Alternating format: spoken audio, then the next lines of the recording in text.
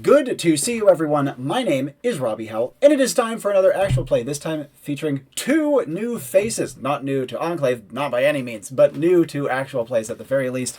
Let us go through and introduce ourselves. We'll go around through the order, do that, and then same for characters. Detour, take it away. Hi all, my name is David Torres, aka Detour. Marvelous. And next up. I'm Aliizi. Hi. And lastly. And I'm Connor. And in that same order, tell us about your characters. All right, I will be playing Kareth. Kareth is a Beastmaster, which is a newly released PCC. And he is an Okrut, which is an orc-like race that I've played a character of before, who died gloriously in combat.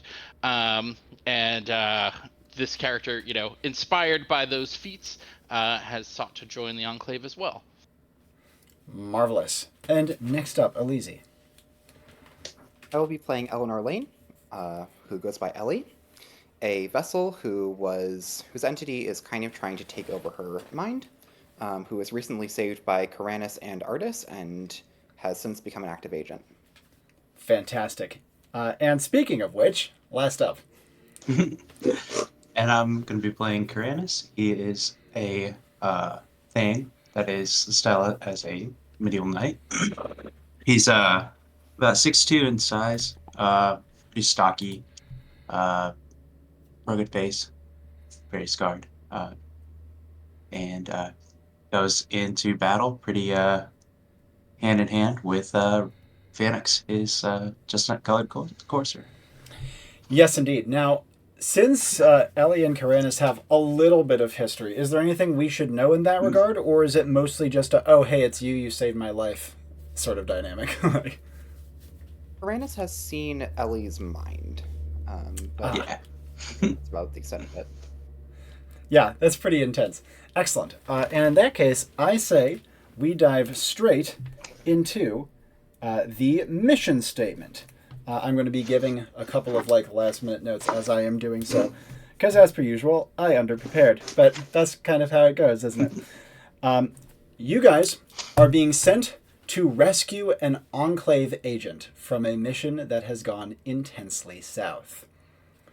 This agent was sent to a beautiful, wild part of Manifold in order to learn about a mystical artifact of some stroke.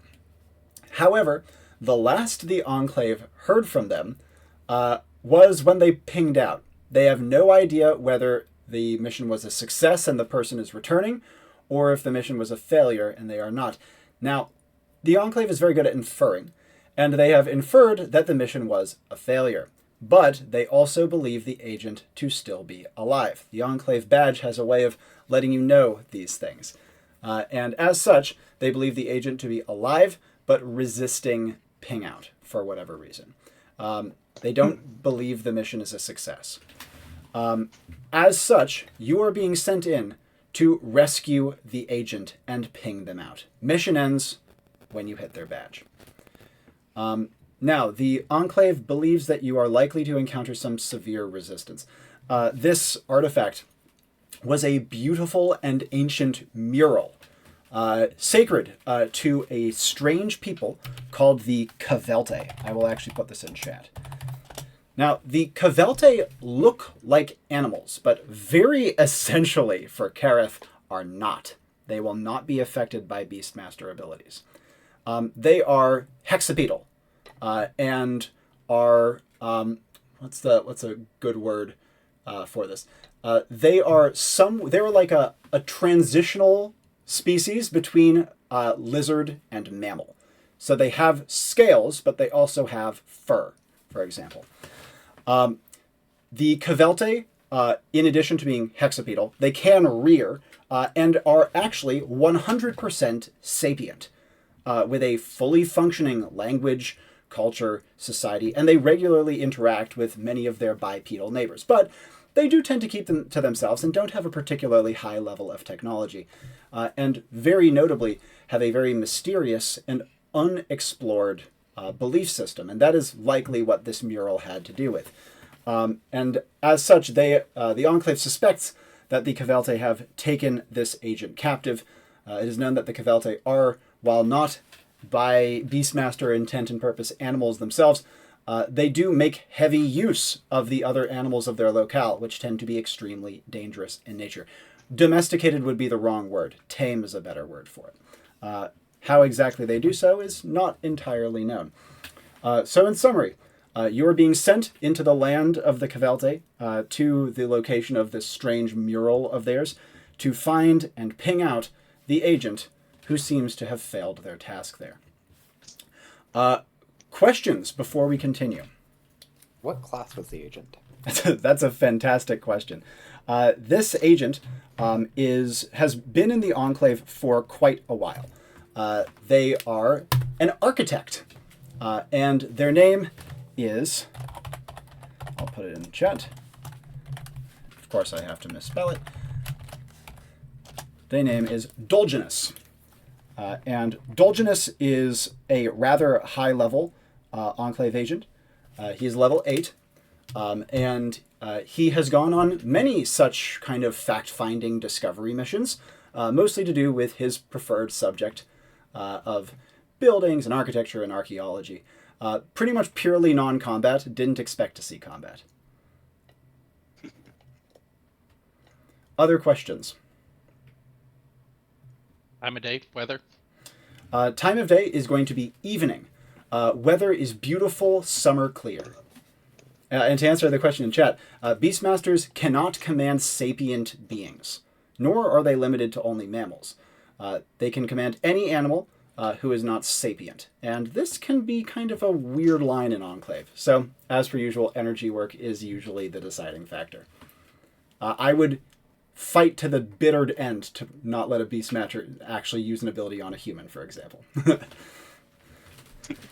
Other questions? Do we know the abilities and gear of the architect? In this case, what I will say is if you ask me mid-mission, I will give you a reference that the Enclave would prepare for you in advance, but I will not give a full summary because it would take a while, and I don't want either you or I to have to remember it. The summary I can give is rapidly designing, appraising, and even constructing elaborate structures. Though in this case, Dolgen is mostly focused on the appraising side of the equation. He had a bit of an archaeology sub-theme, and also was known for being very wealthy, and having his wealth be a part of his Enclave kit. So sending him to some, like, naturist society was definitely kind of a fish out of water scenario for him. Other questions?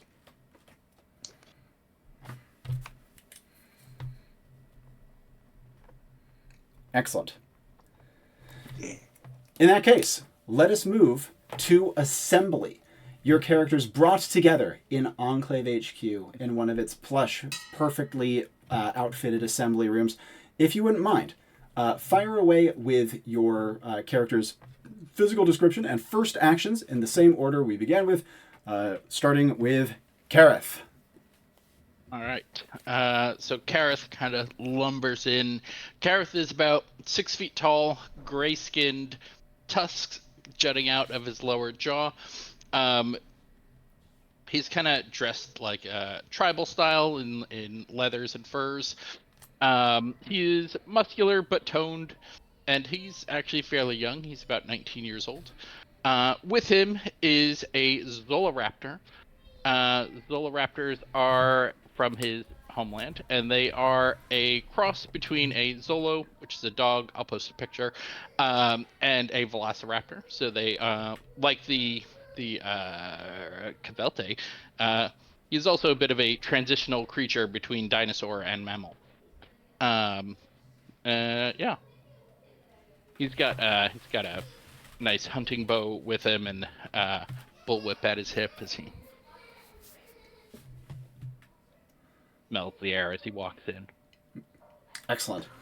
And you would have your beast right at your side as you enter.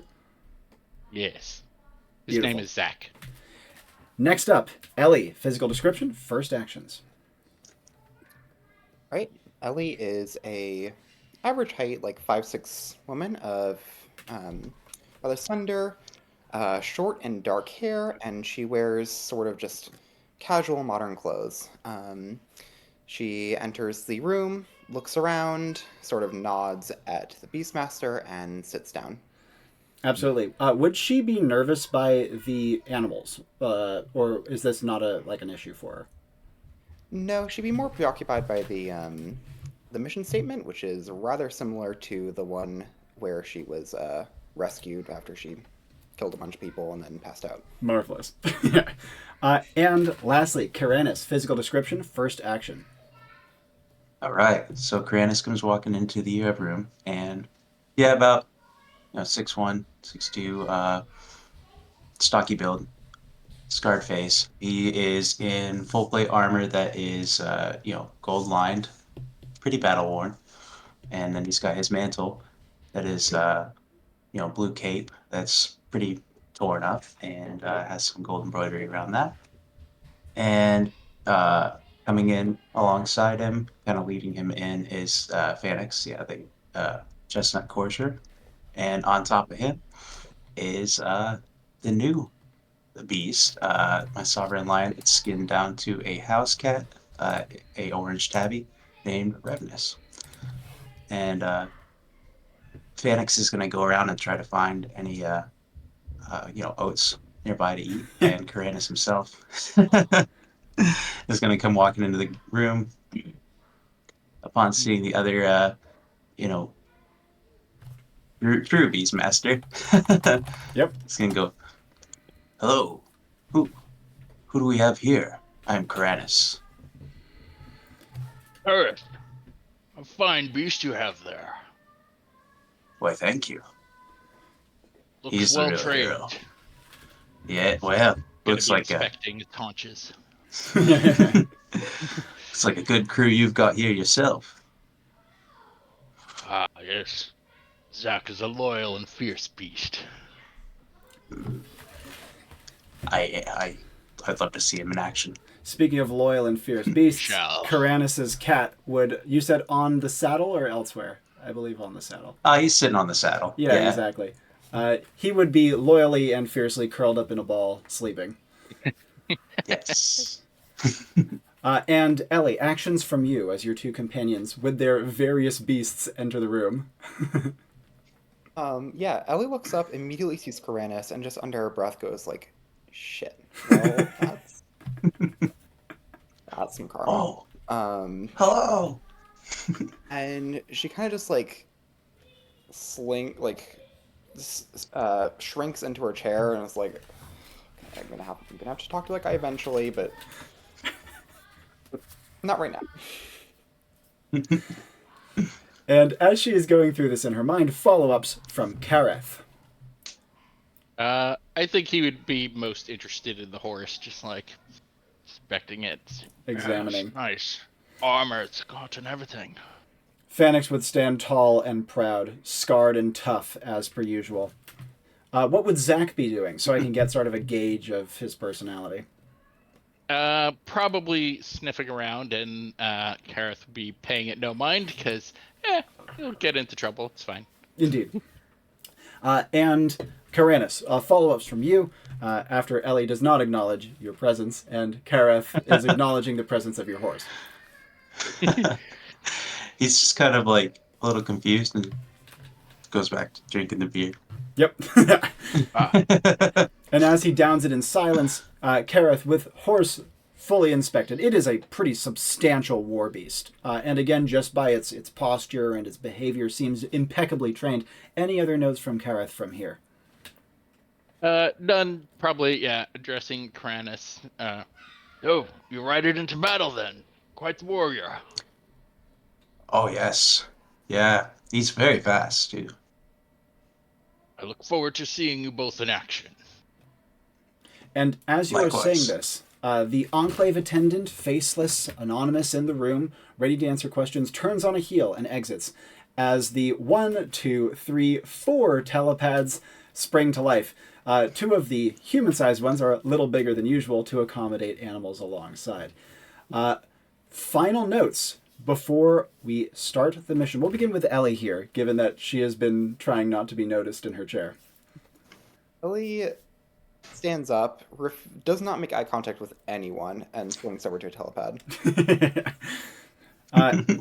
And Kaeranis, with your beer just about downed, what would you like to do?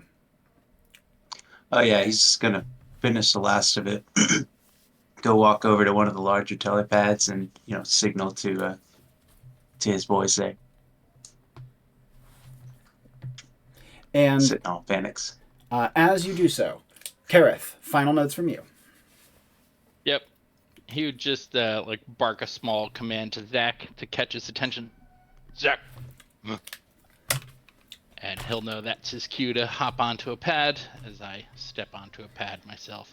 Zach does not do so willingly. What does Zach's voice normally sound like, or have you not established it yet? Zach is, maybe a little growly, but generally very dog-like. Sorry. Just walk over, grab him behind the, how you grab a dog.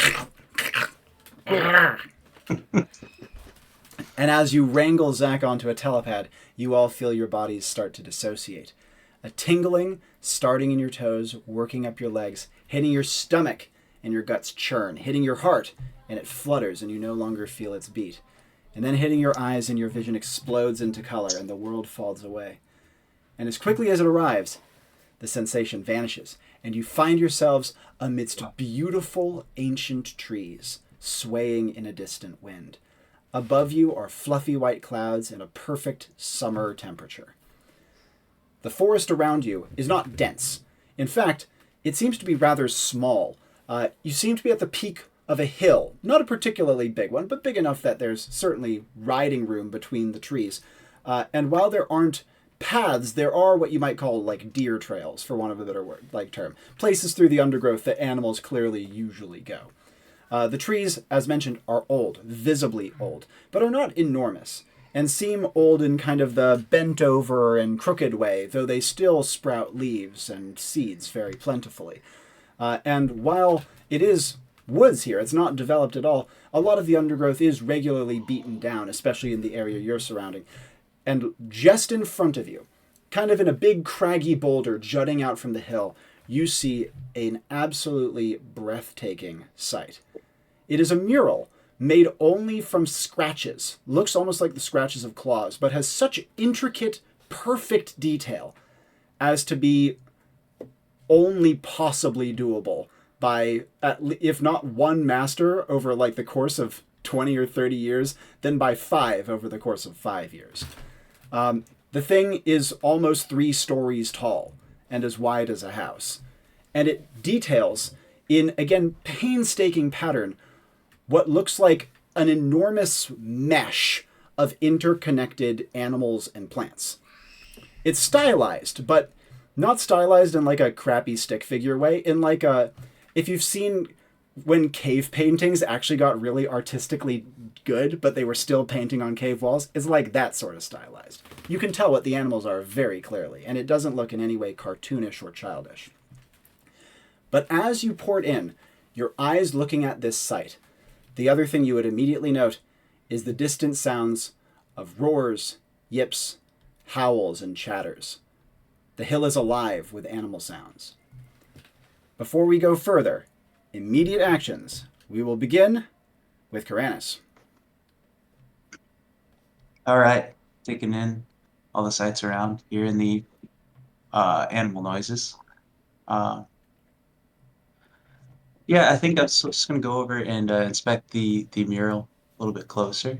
Kind of look to see if there's anything indicating the architect himself. Certainly. Sensory stat?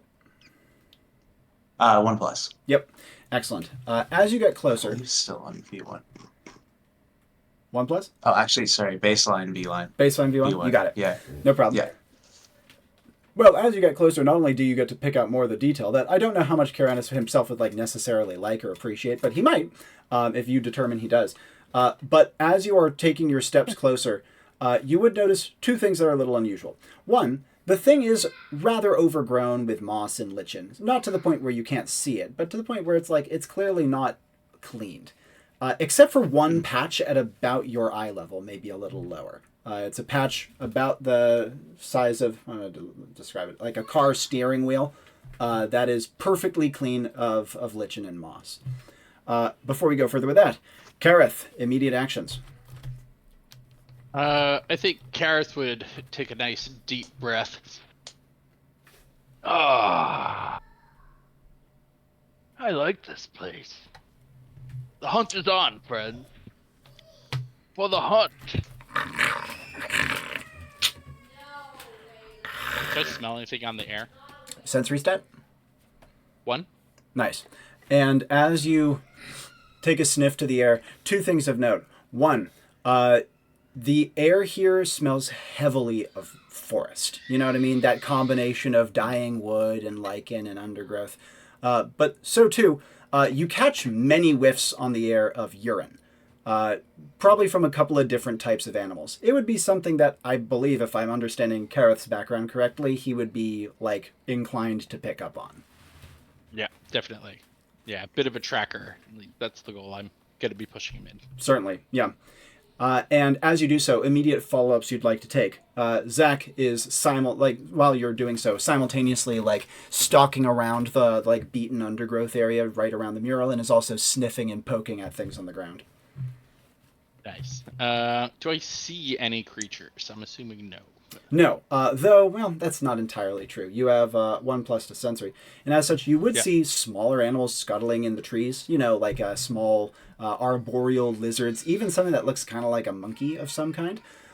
In addition to that, you would also see, as another random example, like a toad hopping its way through the undergrowth not far away, or a small butterfly pollinating between lichen flowers. So many, many small animals, but nothing big yet.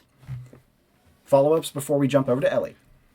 I would probably then also start to appreciate the artwork since it's animals, and that's in Kareth's interests. Does Kareth care for plants? Because it's about as many plants as animals, if not more. In a practical sense, it's definitely part of tracking and living in a forest and that sort of thing, and jungle. So, yeah, you can appreciate. Certainly. And as he is doing so, squinting his way up the mural, Ellie, immediate actions from you upon porting in, your face pointing towards the great mural. Ellie's gonna make for a tree. Yep. Kind of lean against it, pull out her shadow blade, turn it into a halberd, and use Fill the Void on herself. And what is going to be her paired action for this? Talk me through it. Great. So she has her teammates, the 2 to 4 of them, depending on how you count them, and even 5. they're kind of solo. They're kind of doing their own things. Kaeranis is inspecting a mural, and she does not want to speak to him. Kareth's just messing with the wildlife, and she's like, I'm gonna have to do this alone, because she's gone through the last 2 missions basically running up and stabbing everything until the mission was solved. So she's very, very intent on relying on herself and kind of just ignoring the others. So the genuine gratitude or positive emotions is just an absolute faith that she will solve the mission alone. Okay, I'll buy it. I'll take it. And as you're doing so, quick check luck stat. Baseline. Cool. Never mind. In that case, as you are leaning against the tree, taking your moment, closing your eyes, I'm guessing, sounds kind of like it. Or at least introspective to the point where you're not really looking in front of yourself. Halberd, yeah, exactly. Not too much attention. The subtle barrier of Fill the Void would kind of swirl in front of your vision. Only there when you're really looking for it. What would you like to do after doing so?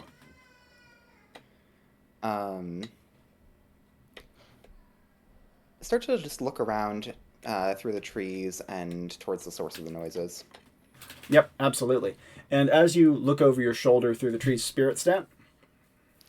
Spirit is, I believe, yes, 3. 3? Excellent. In that case, though you cannot see the source of the noises, you would get kind of a chill in your spine from listening to them. Not always entirely negative, though. Even though these calls are animal calls, your spirit is so high that you can pick out some degree of intent from them. And in fact, when Ellie just kind of like lets her eyes scan the tree line and her ears detect for sound, things that she picks up, first of all, she hears a deep kind of throaty howling, so to speak. And in that one, she does not feel anger or aggression. She feels this kind of like, how do I describe it? Methodical self-controlledness, for want of a better term. It's a bizarre feeling to feel off of a howl. And similarly, as she hears another kind of fluting bird sound, it's another bizarre one. It doesn't sound like a normal bird call of establishing territory or looking for a mate. It's one that feels pleased with itself and proud, if anything else. So the feelings she's getting are, in some cases, just like basic territorial, no, get away from here, I'm tough, I'm powerful. But in many other cases, carry more nuanced notes to them. In this moment, as she is kind of processing animal sounds, what would she like to do? Wait for a little while, take everything in. She doesn't really want to be the first one to make a move when there's no obvious thing to do. Certainly. Kaeranis. Yeah, so inspecting that super clean spot of the mural there. Can I also say at this point that Phoenix is, just standing behind Kaeranis, but Rebnus, the cat, has jumped off and is kind of like stalking Zach, but not like in an aggressive way, but more just like trying to figure out, snip him out. No, that's kind awesome. of figure out what he is. I'm completely happy with that suggestion. Nice. And as Rebnus is doing so, other actions Kaeranis himself would like to take. That's a great note. Nice. Seeing Kareth tracking, I'm gonna kind of like keep an eye out for him a little bit, Mm-hmm. and it's still inspecting around there for any like still baseline, but any like footprints or anything like that. He's not Certainly. going to be as good as tracking, but Are you going to be starting at the point where you're at, like in front of the mural? Mhm. Yep. And while the undergrowth here is a little too like dense for footprints to survive, looking straight down, you would see a glint of metal, like a little brass-looking thing poking out through the grass. Okay, I'd like to pick that up. Yeah. It is a compass, not like this compass, but like a used to draw a circle sort of compass. And it has like measurement markings and things and looks like actually a pretty sophisticated piece, not like the compasses you would use in elementary school. Okay. Well, looks like he was here.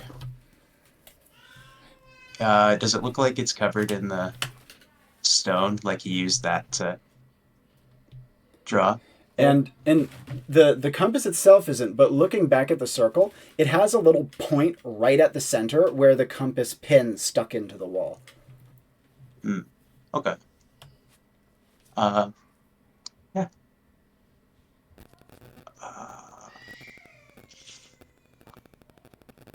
The sounds of the animals. Yeah. Can I go ahead and head over in that direction? They're coming from all different directions. You guys are pretty much at the they're apex of a okay. hill, so there's a bunch of different ones. But you would hear similar to ones to what I described to Ellie. Some bird sounds, some like throaty howling, some other more alien weird sounds. There's a bunch of sounds. Kaeranis has one spirit or two at this point? I think one. One spirit, I believe. Yeah. In that case, Yep. though you wouldn't get nearly the like fullness of the emotions that Ellie is able to pick up, especially at this brief glance, the one thing you'd be able to feel is that the howls sound weird. You know, that's just based on like, oh wow, makes me feel. That doesn't just feel like an animal howling. Follow-ups from Kaeranis after checking that in the air, or do you want me to jump over to Kareth? I'm just gonna say I'm headed towards those howling sounds there. Sure. Again, coming from a couple different directions, but you can move towards the preponderance of them for sure. Are you trying to stick to like deer tracks, or again, I say deer paths, even though they're not literal deer, probably. But yeah, you know what I mean. Like natural animal thoroughfare, or are you just going to bushwhack straight through? I'll go with the thoroughfare. Yeah. And before I jump over to Kareth, actually, Ellie, Kaeranis would turn. You would see him kind of clocking the sounds after stooping to pick something up. And then he'd start purposefully marching, like, not directly towards you, but, like, directly towards your immediate right, looking like he's making for the woods. Yes. Question I forgot to ask. Was it a solo mission? Yes, it was. Dolginus was on this one alone. Ellie's going to sort of lurch away from the tree upon seeing that, and then like sort of go behind Kaeranis and fall into step with Phaenix. Yep. And start kind of like petting him and like cooing over him and. Is this a genuine coup, or is this like a trying to occupy my mind coup? A little bit of both. Phaenix was also there in Ellie's mind, but she's much less He was. around him because he is a horse. Yeah, certainly. And Phaenix is... I would think that he would like it. Like, yeah, Phaenix is completely receptive.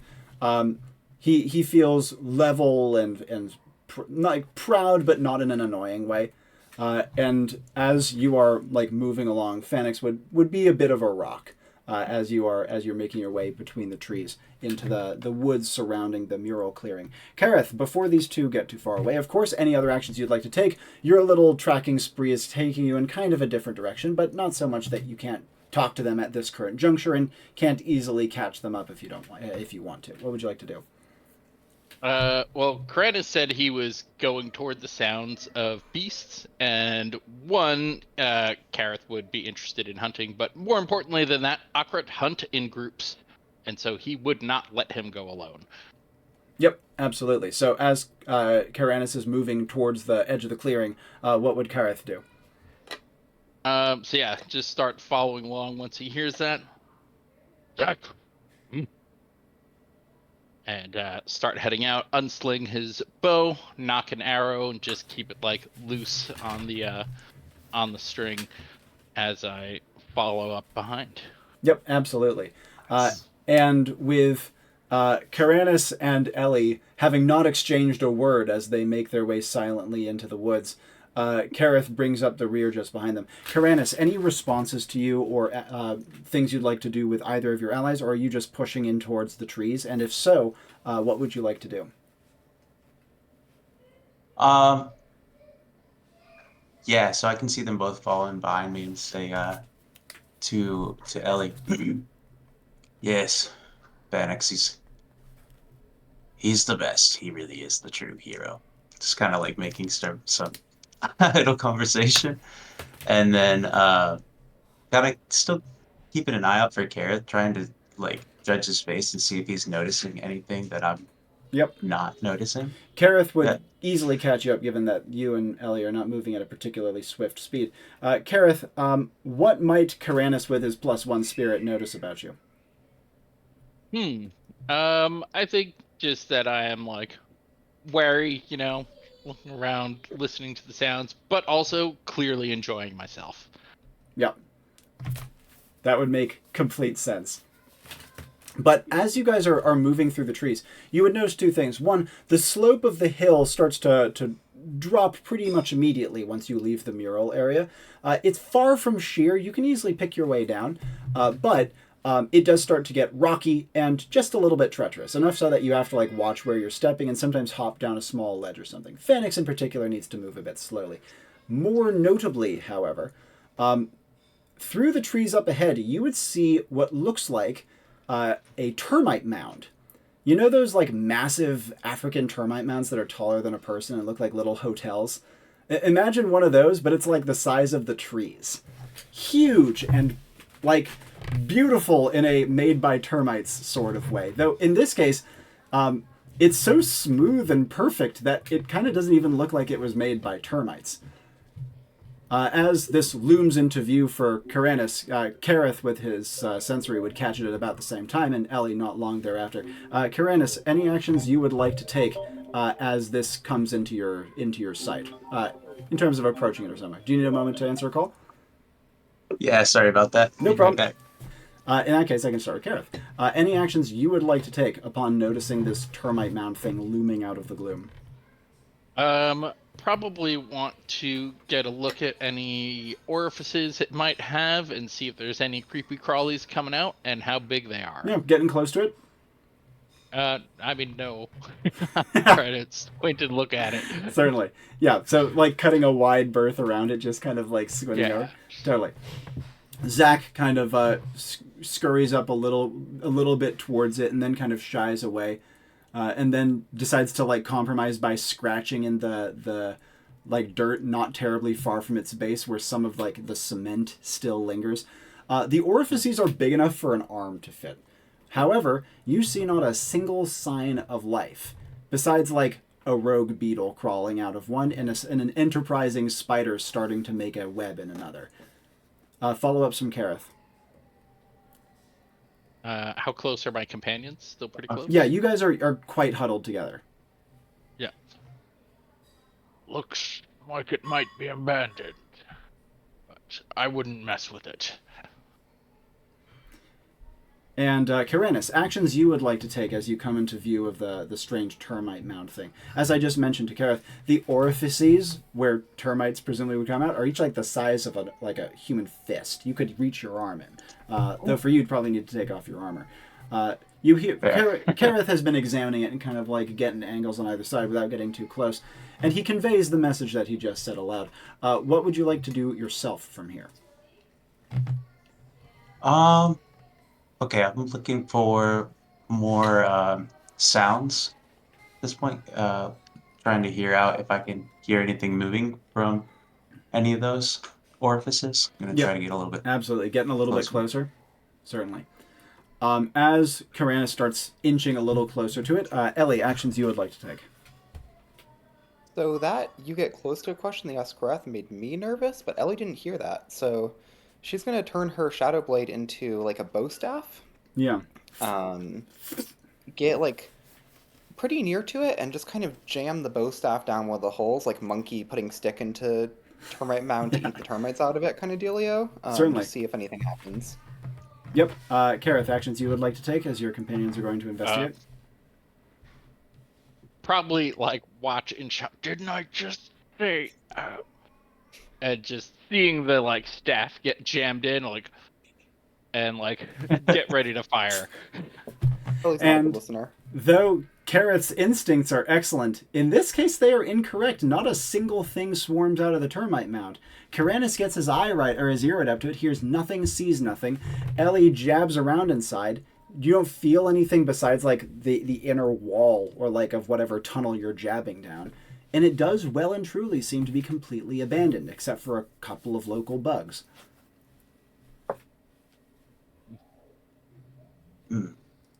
Zach takes the opportunity to go up and start to gnaw it a little bit and see if he can scratch his way inside. Can I climb it? In it or on it? On it. Yes, absolutely. It actually is very conducive, like a playground climbing structure. And Ellie is by far and away the least heavy person here, and as such is least likely to like have a piece fall off under a foot. All right, yeah, I'd like to just climb to the top of it. Yep, absolutely. As she is doing so, do you have any stats that would help with that? I don't believe so, but it's not hard to climb up a structure.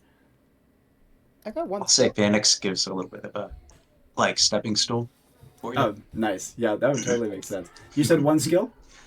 Yep. There, great. That would at least make sure that your handholds are secure. As Ellie is climbing up, Kareth, follow-ups from you.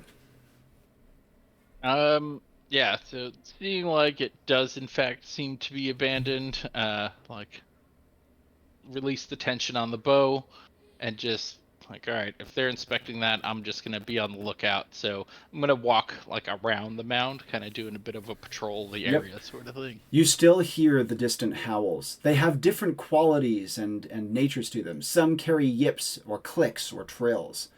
But you still do hear other animal sounds, especially like woodsy ones. Sounds of like small animals chattering and birds and bugs and things like that. But you no longer hear any of like the bigger animal calls that you heard when you first ported in. It seems to mostly be howls and more ambient small critter sounds. Additionally, as you are circling, you would notice that the howling, which was kind of all around the hill at a guess, but when you started, now seems to be like concentrating a little closer. The howls that you're moving towards are about the same distance, but the ones that were previously behind you are now higher up, presumably having climbed the hill close to where you guys started. Interesting. Might try to keep my eyes in that direction since it does seem like things are moving. Stay alert. As you say so, Kaeranis, follow-ups from you after poking around the termite mound. Yeah, so not seeing anything here. Kareth, do you think this isn't even the right way, isn't it? Well, these creatures are gone. Hmm. I see no signs of these people. Where might we find them? Well, there were tons of noises when we first boarded in. I don't know. One of those other directions, huh? Well, suppose we continue till we find their village. Follow these paths here. Keep on ahead where we're at.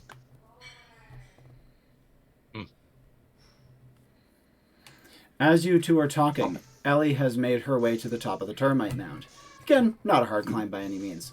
Up on high, what would she like to do? Is she looking up and out, deeper into the forest, investigating something up high? What? Yeah, first I'd like to check, is there like a hole in it at the top, a bigger one? Can I see down it? Indeed, and you can see that it leads to another kind of termite tunnel, but inside you see the glimmer of brass. I'd like to poke at it with my giant stick. Presumably she's on the way up, so it's not huge, but then... Yeah. You can see that the brass thing inside moves and wiggles a little bit. You can only see a piece of it around the corner of the tunnel. Alright, I'd like to turn my staff into a halberd and kind of use the tip of it to, like, fish it out. Yep. And it takes a little bit, but you have skill. Excellent. That's literally essential here. Otherwise, you would run the risk of like knocking it further down the tunnel, like a wedding ring on the edge of a sink. You know what I mean? No. However, speaking of wedding rings, as you pull it out, it's a ring, a little brass ring with what looks like an insignia on it. What does the insignia look like? The insignia, at a guess, at least from a modern background, right? Yes. To her, it might look like an old-timey family crest. It has a couple of letters on it, a couple of symbols, and very noticeably, it has the initials MGD on it in Metro. Interesting. Alright. I'm going to pocket that and then just kind of survey the forest for anything notable. Certainly. Are you looking out and down the hill, kind of the direction you're going in? Or are you looking up towards the canopy, back the way you came? Where? All of the above, like looking just straight in front of me first, and then sort of turning and looking at everything. Yep. And once again, as you look about from this new vantage point, you see something very unusual. An enormous bird's nest, so large that the trees can barely hold it, not far away from you in the woods, kind of in the direction you were going, but up high in the upper boughs of the trees. Are there any birds? Not that you can see, but it's so big that, I mean, any normal-sized bird would certainly be concealed, and even a very large bird could maybe tuck itself down to sleep or something like that. Interesting. All right. I don't have any way to get to that, and there's nothing else I can see? From here, the only other thing, as you would like do a quick high-level scan of the forest, is you do see a rather large animal leaping from branch to branch not far away. By rather large, I mean like much larger than something you'd expect to see leaping from branch to branch. So smaller than a person, but still pretty big. A vaguely weaselish sort of body plan. Weasel. Huh. Okay. Yeah, I will. I'll sit on the edge of the termite mound and then kind of just slide down it. Yep. And making your way down to the bottom, Kaeranis and Kareth, you can anything else that you guys would like to say to each other before Ellie rejoins you? As Ellie's rejoining, I'm going to ask, did you find anything there? Did you see anything? She's gonna look at Kareth instead of Kaeranis. Yep. And go, yeah, there's a giant bird's nest that way, like pointing at it, and some kind of weasel thing jumping on the branches, much bigger than you'd think, and point at that one as well.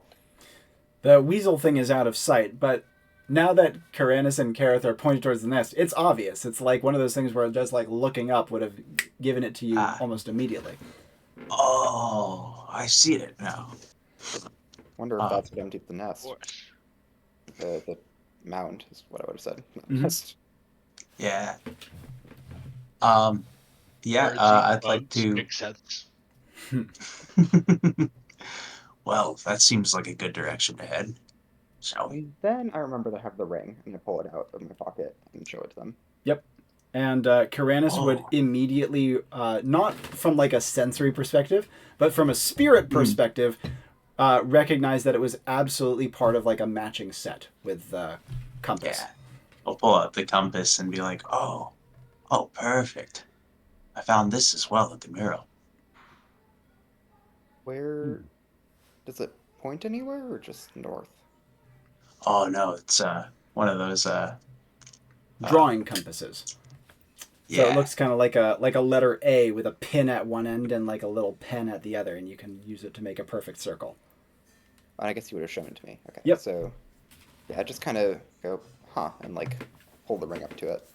Yeah, you would see the same insignia that's on the ring is also on one of the flat sections of the compass. Nice. Well, it seems we're on the right path here. Shall we find any? Shall we search for anything else along the way? Kareth.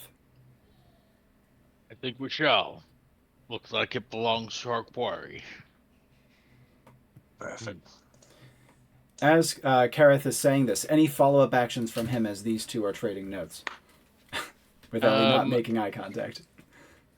Definitely concerned about weasel thing. So, did Ellie mention it was in the trees? Yes. He'd probably be scanning the trees Yep, then. absolutely.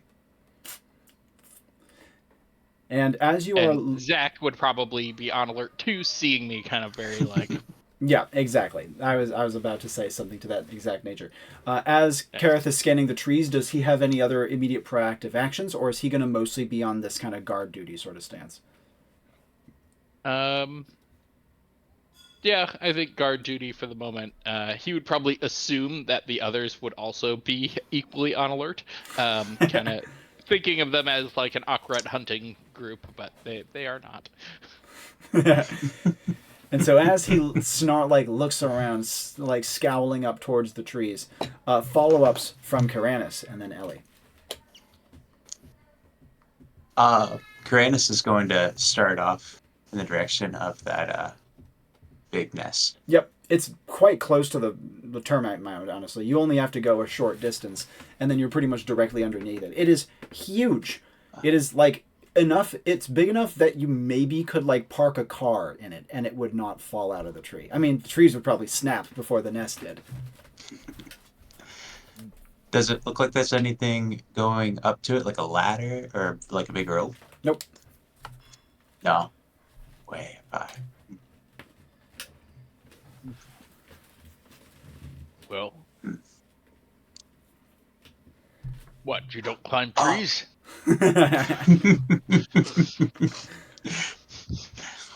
Does Revenus see like any birds or anything? So at this point, Climb. he is already up that tree and Yeah, is actively looking for what nice things might be in the nest. Dig through it, boy. And as the cat climbs the tree, Ellie, actions from you as these two congregate under the big bird nest. I'd like to um, whip out the ring, look closer at the insignia and the initials, and use Insidious Whispers on its owner, Excellent. And what secret would you like to learn? their whereabouts. Excellent. And as you do so, a quick note: do you have like a theme for your Insidious Whispers voice yet, or is it still working on? Would that be the entity, or? Yeah, like the voice of the entity. Yeah, it's her entity shares her voice. It's uh, the love that she had for Wicked Woman that took shape and sort of became sapient and started to try to delete her personality and steal her body. Excellent. In that case, you would hear your voice sounding maybe not bored, but like kind of sardonic at the situation, saying, "He's home, or at least he thinks he's home." And he keeps making new ones, idiot. Shapeshifter. What would you like to do from here? Um, Do you need a moment to think? would sharing information that is inferred based on a secret lead to corruption? That's a great question. I would call it based on how close it is. Like, I heard you say the word shapeshifter. I think that is enough of a jump in inference that it would not be corruption. It would not lead to corruption. Though, I don't know how aware Ellie is of the corruption. Most vessels aren't really. So, like, how do I put this? If a vessel was aware of their corruptive powers, I don't think they necessarily would know where the line was, but if she doesn't know, then you can just have her say whatever you think is best. I mean, artists got corrupted and then used a defiance to get rid of the corruption Yes, right in front defiance is a them. very good way of getting rid of corruption. She's gonna approach Kareth and go, so I'm pretty sure we're looking for a shapeshifter who's like accidentally changing forms, using architecture powers to make like a giant termite mound or a giant bird's nest, and then changing forms and moving on and making a new one. Yep, I will rule that as being light corruption. So it's not a bad one, not even close. But especially if additional corruption hits, that's going to compound. And again, it only kicks in over time. So this is his doing then. We should take a look. There's no worry of giant birds coming to eat us. And he'd probably start making his way up the tree. Coming from a jungle tribal background, probably not too difficult, but depends on the tree, I guess. Yep, relevant stats. He has +2 skill and 1 might. Oh yeah, yeah. You're in quite good shape. As Kareth is hauling his way up, the cat only slightly ahead. Kaeranis, are you going to remain on the ground? And if so, what actions would you like to take? I'm actually going to seeing no one go up. He's gonna feel. I must climb it. He's gonna try to climb behind in full plate armor. Yeah, he has full plate armor, but his stats are jacked, so it balances out nicely. In his case, the biggest concern is a branch breaks, which they will, but his skill stat is what again? 1+. And reflex vigor? Also 1+ to both. Nice. Okay, so in that case, if something breaks, he can do like a to like grab onto something bigger and haul himself back up in it. It'll be a little slower overall than Kareth. Ellie, actions you'd like to take as those two head up the tree. I'd like to turn my my shadow blade into like a oversized kind of hook thing, and use it to like jam it into the tree and climb, or hook it around a branch, and also make my way up the tree. And is this something Ellie's done before? She just climbed a termite mound, but otherwise, no. She mostly just uses the thing to kill people. Yes, indeed. Now, the reason being is since the Shadow Blade passes through armor, I might be inclined to say it would pass through the tree, too. Now, this is not something I'm, like, necessarily married to, but give me a little bit of energy work to make it hook in properly. I I assume this is a pretty huge tree. It's actually not that big. It's like, sizable, but it's not like fantastically huge by any means. And it's on the old side too. Yeah, I think that, okay, I'm gonna pitch that a tree so old would have seen a lot. It would have, in its youth, competed for resources, competed for light, eventually grown as the trees around it died, and that's the life cycle of a forest, how there's like some trees that grow, block out the light, and then die and are taken over by these other ones, which live to be quite old. Um, and that this tree would have essentially strength of character That's um, beautifully reasoned. to be I able to block I jungle. actually love that. That's like pretty much exactly like a V2 spirit insight. Or rather an inference in V2 style. So I love it. I'm totally on board with that rationalization. And in that case, you'd be able to absolutely hook into it and climb with your hook not even leaving a scratch on the tree's bark. And as the three of you would ascend, Kareth would get there first. And getting up into the nest, first of all, he'd find it is actually an orb-style nest. So the top is covered, and it has an entry port that is about human-sized, right? Entering inside, he would find a couple of things. First of all, a very angry cat and a very, very angry weasel the size of a fox bickering with each other. Second of all, he would find a collection of like mismatched bird eggs that had been like brought here and kind of haphazardly placed in a central nest mound. And third of all, he'd find that again, though this is a giant bird's nest and is an orb style, it is unbelievably elaborate and beautiful. Still made entirely of natural materials. It has like a whorl style volute, like the inside of a conch shell that makes up the central section. And just like, again, beautifully designed using only natural materials. What would he like to do as he enters with the two, or rather with the cat and the weasel fighting over the spoils in the center? Using my fearsome visage, like snarl at the two animals.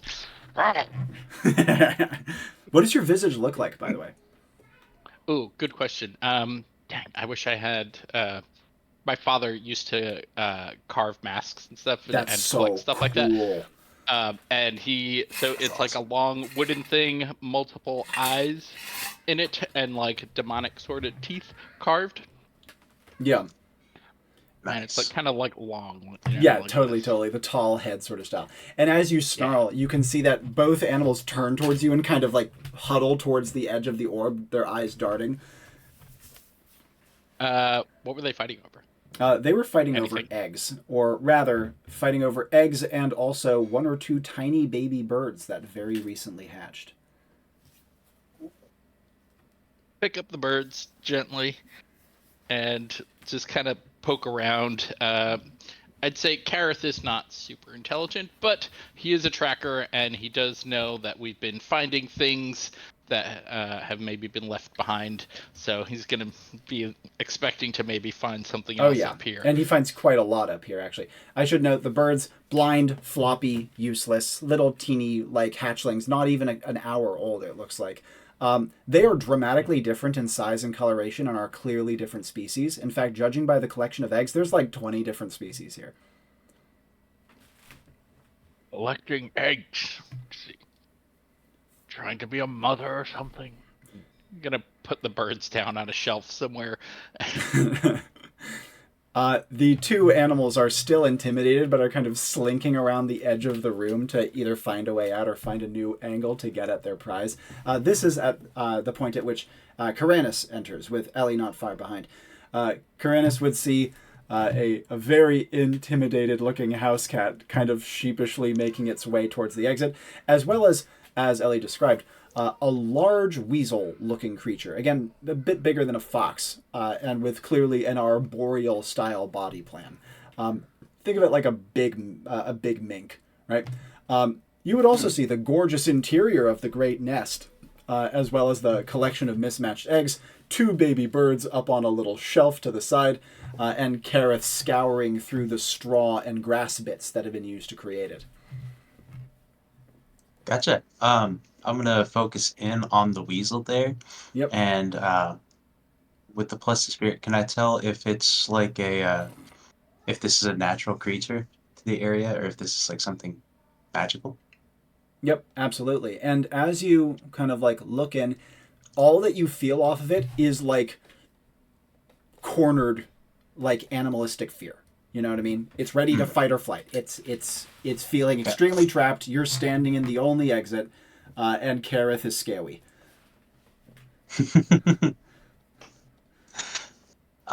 Ellie's following up behind, so I Yep, don't just really behind want to you. let it like run out right yet. I'm gonna try to keep its attention, kind of Yep, just intimidate it a little bit. It's enough to let Ellie get in. totally. And Ellie, as you enter into this room as well, what would you like to do? Kareth has just found something I'll tell him about in a moment, but any actions you'd like to take first?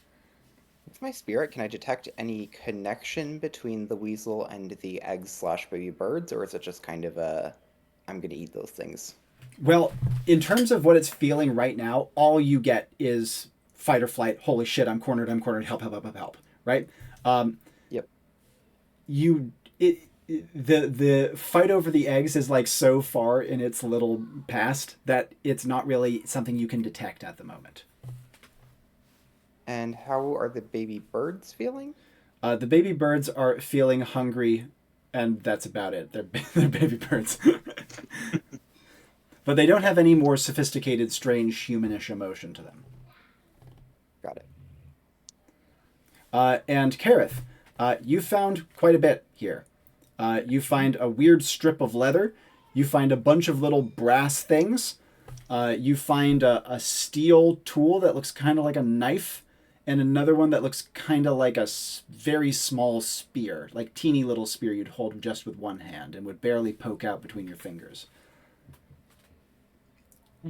I'd probably address my comrades. I think I found more of our quarry's things. Was the compass part of the class's gear? Oh, that's an excellent question. Yes, the compass is actually a piece of class gear for the architect. Does it do anything?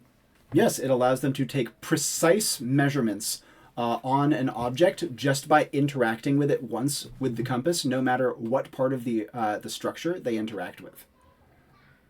And So does the if they radius took a measurement of like the structure's foundation, they would know everything about the rest of it too. Cool. And the ring? The ring is purely a sentimental item, Cool. or at least I shouldn't necessarily say that. It is not a piece of class gear. It might have like some common item thing. Yeah. I'm going to reluctantly approach Kaeranis and go, Can I see the compass? By all means, hand it over. And grab it and yep, you first. and measure the nest to learn more about to learn more about the whole thing, its dimensions, any secrets, and maybe what built it. And Ellie would immediately feel this strange, like, connection to the structure. And kind of like with a catalog, you can start to, like, pitch specific questions, so to speak. But before we jump into that, Kareth, are you, like, holding up the things you found, giving them to someone, or are you keeping them for yourself for now? Yeah, trying to show my teammates I found these things. And question, okay, given the like freshness that these birds have hatched and looking around, is it reasonable to assume that this is his like most recent home? Honestly, you have no idea. Like, the answer, it seems very recent, but since you only are loosely inferring how this guy is behaving right now, and he's a level 8 Enclave agent, so he probably could have built this quite fast, it could honestly not be his most recent one. Fair enough. Then he would still probably say, may come back soon. Certainly. And Kaeranis, seeing what Kareth is holding up, you would see a belt, in this case like a very modern looking belt by Kaeranis' standards. He would see a couple of little brass things he wouldn't really recognize. They look like jewelry of some kind, as well as an awl and a chisel. as in AWL all. Gotcha. Upon seeing the chisel, wait, is the weasel still here? Or did Yes, it run? is. It is still here, and it's still looking for a way to get out, but with 3 big people, one of which is super scary and another of which is not much better, it's really getting desperate here. Fair. So I'm gonna noticeably glance at the tools, but then shift my focus back to the weasel, Yeah. and I'm gonna try to calm it. How do you want to do so? Gonna kind of like get down, kind of stoop down to on a knee. You're all not really on a knee, but like crouching. I'm just gonna go, hey buddy, hey, it's all right. Don't freak out. Don't freak out. Snarls. It's okay. And then We're it not here to hurt, sir. quickly makes a fast move to your right, away from the wall, or rather to your left, away from the wall, which is on your right at the moment. That's okay, buddy. Are you gonna like try to body block it or try to let it get around or what? Do we want to examine this thing? I'm gonna like body block a little bit. Yeah. Certainly. And with exceptional weaselish agility, it completely jukes you and cuts left instead and literally jumps, wall kicks off the wall and gets past Kaeranis. Its arboreal lifestyle gives it exceptional agility. And as it is doing so, Kareth, follow-ups from you. You would hear Kaeranis, whoa, okay, whoa, like as he's trying to contend with this thing. I think Kareth would be amused, but seeing that Kaeranis is trying to do something, probably just try to reach out and snatch it out of the air as it's like, picking off the wall or something. You do have 2 pluses to skill. Yes. Okay. Do you have any reflex? No. Okay. In that case, I would say that... Oof, that's a really tough call. I would say Kareth gets it by the tail. And immediately it like coils back on its body and like viciously goes to bite at your hand. So that, grab its neck. Try to like just Squirm, keep it, worm, like, swiggle. It violently thrashes in your hand. What do you want with this thing, anyways? I don't know. It seemed nice. It could be useful. Take it then. Very nice. He's gonna take it in hand, expecting to get scratched up, but he's wearing armor. He's wearing full armor. This thing cannot get through full armor. Now the main question is, how tight do you want to hold it? Because like obviously you might squash it, but if you do anything less than hold it fully tight, it's probably gonna worm its way out. Right. So definitely tight, but being totally aware with the armor, trying not to like crush it, but then I'm trying to. Okay, buddy, it's all right. And I'm just like pet on it. And it just chomp, tries to bite through the gauntlet of your hand. Absolutely zero tolerance for this petting bullshit. However, as you are trying your best, your cat comes sauntering up, looking pleased with itself for winning the duel by proxy. My champion fought for me. Before we go further, Ellie, follow-up actions you would like to take now that you have used the protractor, or the compass, rather. Yeah, are there any secrets? Now, in terms of secret, are you talking like secret compartment or like section? Yeah, anything that is concealed or any like hidden areas or something like embedded in the weaving of it that we haven't noticed yet. Actually, there's quite a few. This thing has been built with such precision that even using entirely natural materials, the top functions as a cistern and actually sequesters water into a straw network in the roof that can be accessed by pressing against the wall. Additionally, the floor has a section of movable weaves that actually house more eggs in a self-contained incubator setup. More than that, it even has a built-in latrine, again accessed by pulling open a section of weave. I'm going to... Well, first of all, did anything that Kareth presented look like glass gear? And if so, what did it do? Looking at it, you see the awl and the chisel. And Yep. you can see that the awl has a rather powerful but possibly quite limited effect. It can drill through anything. Literally anything. You just have to take time. And harder things to drill through, it'll take longer, but it will get through it eventually. And the chisel is able to not only carve with precision, but is able to erase carving marks, meaning that if you like chip or damage something, you can use the chisel to erase it, and the thing resets to good as new. Besides that, you see a belt, which probably is clothing, and you also see cufflinks, like for a dress shirt. All right, I'm going to look through the secret areas in the nest in reverse order, stopping before I hit the water. Yep, absolutely. The latrine is thankfully empty. It looks like it was... This would actually indicate it was built extremely recently. Additionally, the incubation areas hold dozens more eggs. There's like almost 100 frickin' eggs in here, all of different species. And lastly, the water section... you said you wanted to pause before you get to it. Oh, that's beautiful. That's such a sick Are there piece any of art. more Yeah. born or hatched birds or like gear nestled down there? In the incubator area, as you're sifting through, yeah, you find a couple more teeny baby birds that have hatched and are all, flopping around, chirping for food. You do not find any other pieces of gear nestled down there, though that was an excellent guess. Got it. And then, yeah, I do want to investigate the water, but not like... I don't know how it works. Does it like come out of a pipe kind of thing, or does it just like dump into You would some of effectively the... like squeeze a bundle of straws and put your mouth to it, and you'd be able to, kind of like a hamster tube, you know what I mean? Yeah. I do. I want to... Making sure that I'm not going to hit anything, especially not like bird eggs with it, Yep. or the cat. Access the water and see if there's anything like, stuck in there. Sure. Are you just going to like let it stream onto the ground? Yeah, maybe like more towards the wall if possible. Yep. And squeezing it, it has like about the flow rate of like a kitchen faucet set to half power.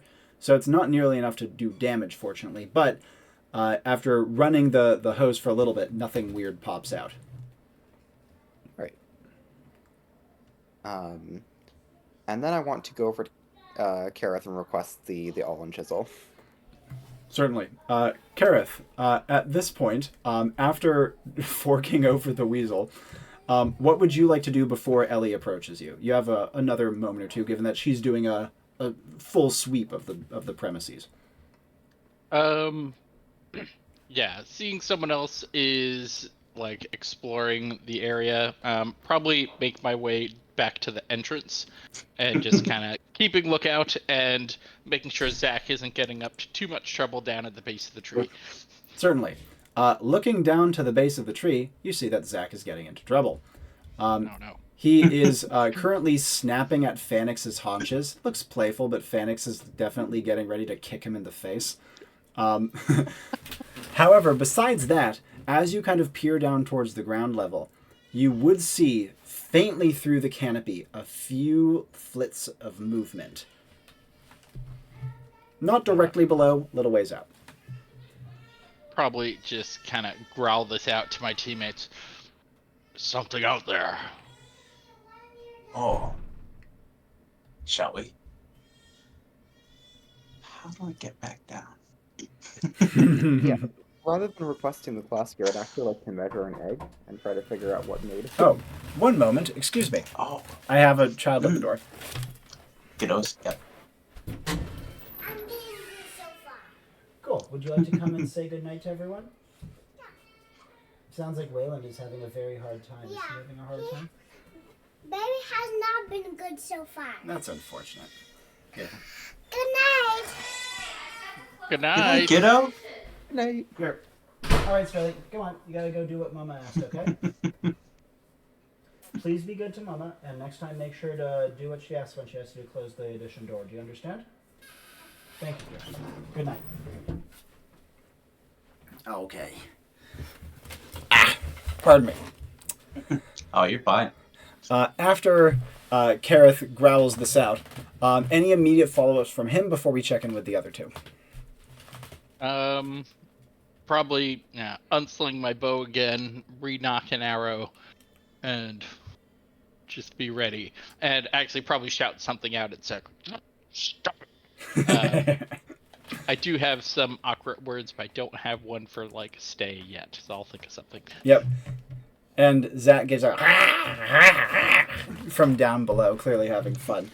Phoenix stomps, does like a warning shot, like a hoof stomp on the ground.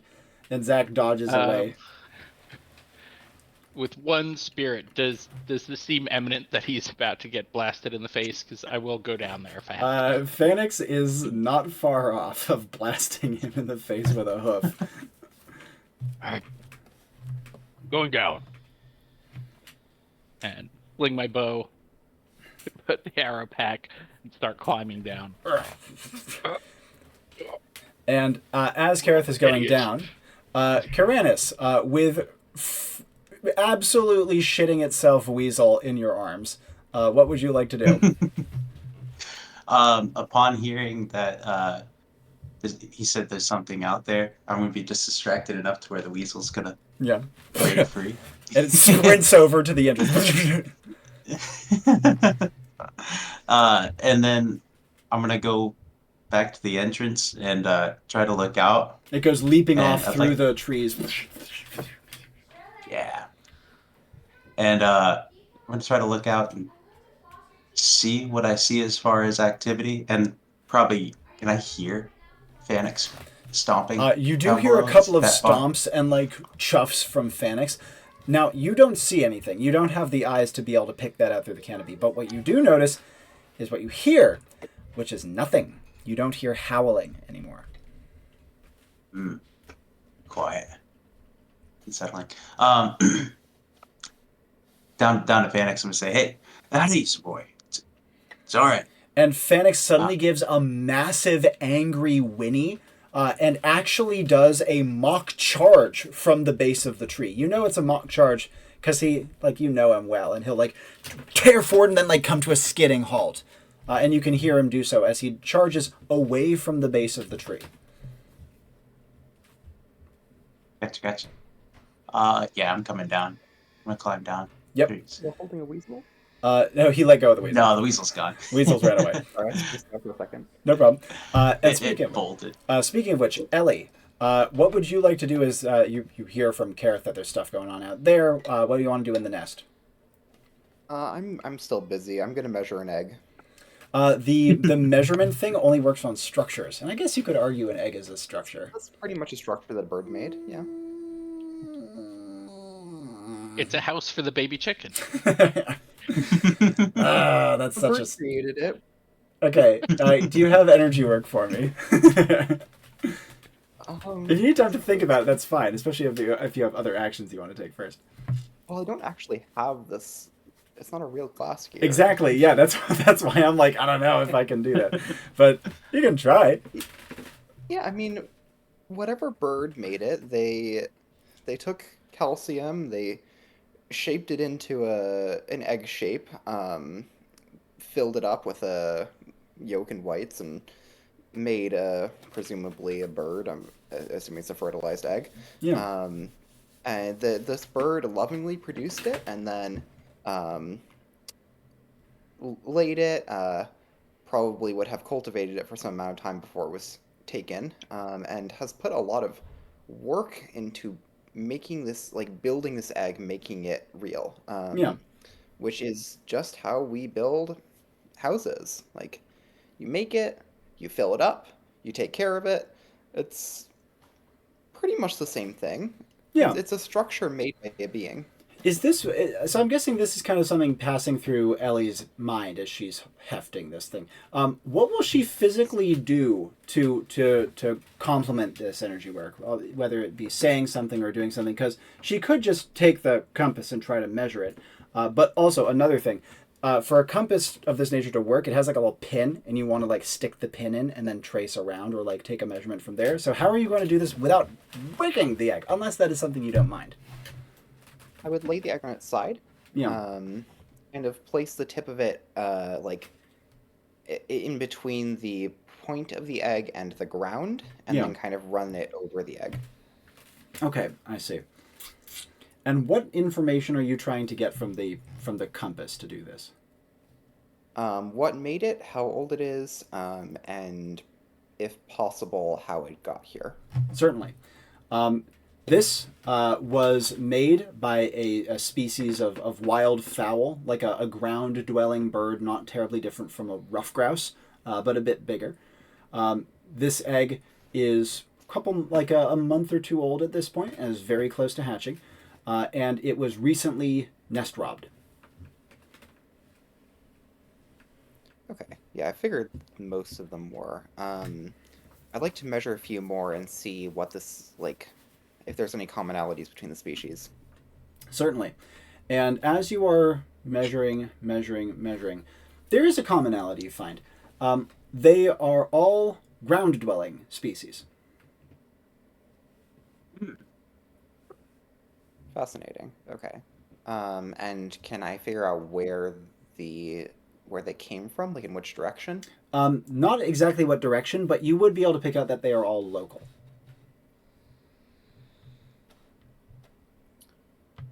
Okay. And I can't steal the other class gears because Kareth is down the tree. One thing I do want to ask though, are the three that we've seen all default, or is one of them elective? Oh, that's an excellent question as well. I think that for this not yet officiated class, I would say the awl and the chisel are 100% default gear. The compass might be as well. Let's say all three are default gear. Can I ask what the electives are? I'm going to say no for now, mostly because I don't want to have to commit to something and then need to change my mind later or have to remember it. Fair enough. All right, then I'll yeah, so I've checked everything, every hidden part. There's nothing left embedded in the branches. Yeah. All right, yeah, I'll head for the entrance and look down. Certainly.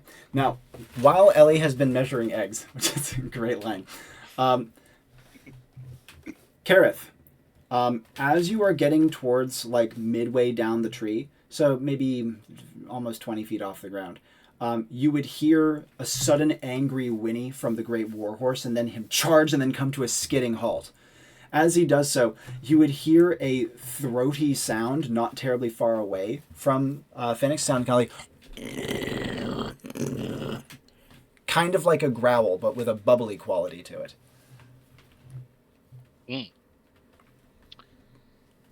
Scary. Okay, am I like... Do I have a branch or so where I can kind of brace myself, or am I like actively like hugging a tree, climbing down? Luck stat. Baseline. That would be the latter in this case. All right, then I am going to kind of loosen my grip just a little bit to sort of slide down, just to get down faster. Kind of using my fingertips to dig in a little bit. As you were like getting down to like possible dropping levels, you would also hear Zach give a sudden snarl, and then you would hear his footsteps like pattering back towards the tree as he is pursued by another set of footsteps. What would you like to do? How far am I from the ground? Dropping distance by this point. Then yeah, just drop straight down. Landing in the heavy undergrowth. You can see that Zach is actually sprinting back towards you, uncharacteristically not up for a fight, and facing towards him are a trio of what are only possible to be Cavelte. They are big. When I say big, they have like the body length and dimensions of like an American gator, like big. But much higher off the ground with long kind of like lupine sort of legs. And their head is really like a compromise between a canid and a lizard, with a big dewlap and with scales but a little wet nose, but ear holes rather than ears. They have like vibrissa at the end of their snout. They have rows upon rows of small pointed teeth. And they also have long, elegant bodies that are muscular and have 6 legs rather than 4. As they move up, rushing after Zach in perfect coordination, they come to perfect halts as you drop out of the tree. And immediately the two on the outer wings start to move to the side, one ducking behind trees, another into undergrowth, as they effortlessly coordinate with their strange, bubbly growling. Armed and armored? You can see that while none of them are armored, a few of them do have, like, almost neckerchiefs around their necks that have a couple of, like, items or objects in them. They don't seem to have opposable thumbs, so you're not really sure how those got there or what they do with them. But it's an unusual thing that definitely doesn't belong there. Interesting. So they don't. Do they have arms? Like, what's the deal with They their do arms? not. They have they have 3 sets of legs. Legs, and otherwise they're reeled up, sort of serpentine. Yep, but in this case, they are all in, like, completely, like, all legs to the ground Low. sort of stance. Yeah. Okay. Then I would also stay low to the ground, grabbing Zach and kind of like holding him, like pinching his neck a little bit to keep him in, and call out to the closest one. We mean you no harm. We're just looking for someone.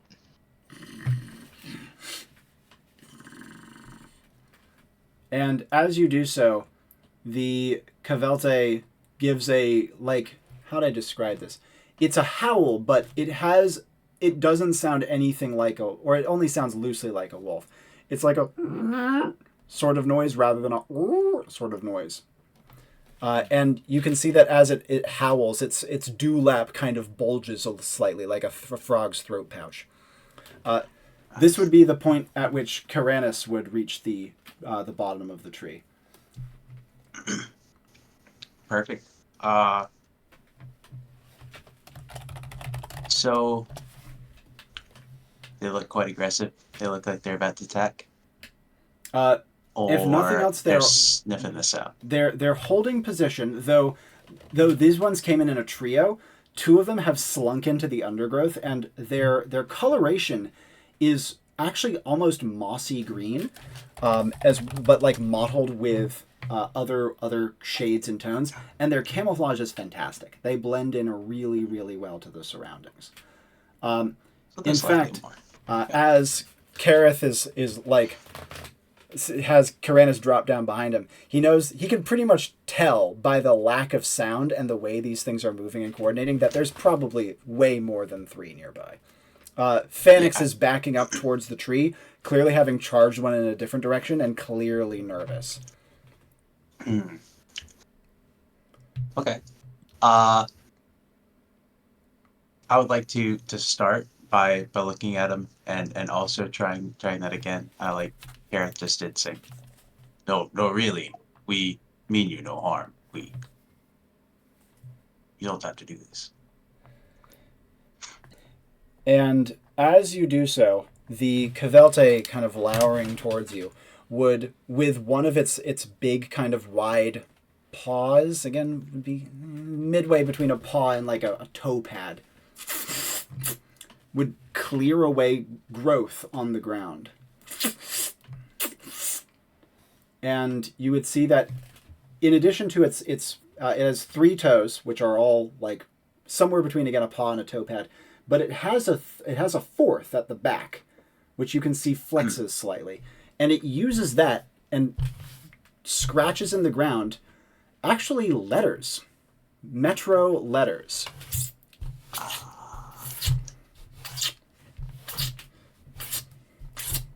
And it scratches and scratches, and it clearly is kind of laborious to do, but the message is clear.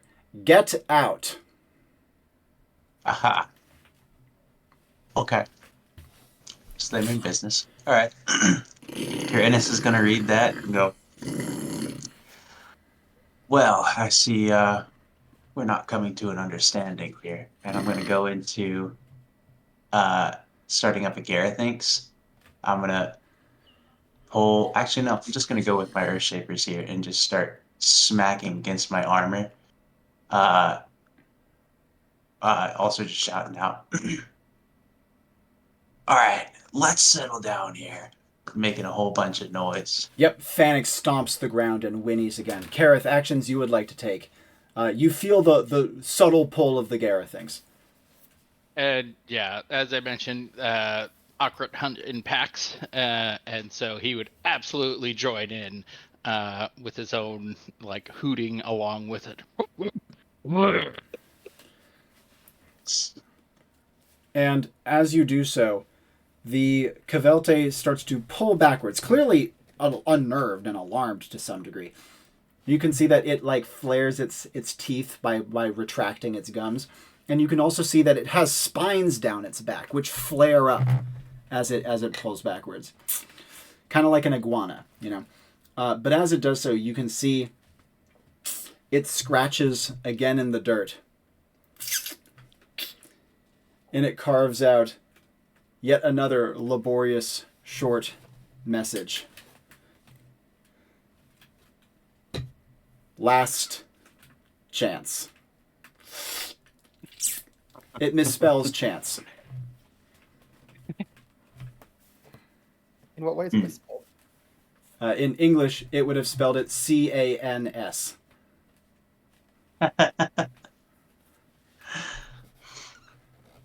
Well, I don't think we can fall back from here, so I don't know, Kareth. You ready for action? We're always ready for action. For the hunt! And as And he draw bellows, his bow. will as you draw your bow, will Kaeranis keep up the Garethings? Yeah, keeping up the Garethings with one of my gauntlets, but also pulling my bastard sword. And as you do so, the Cavelde scatter. You hear the ones that had hidden dashing away through the woods.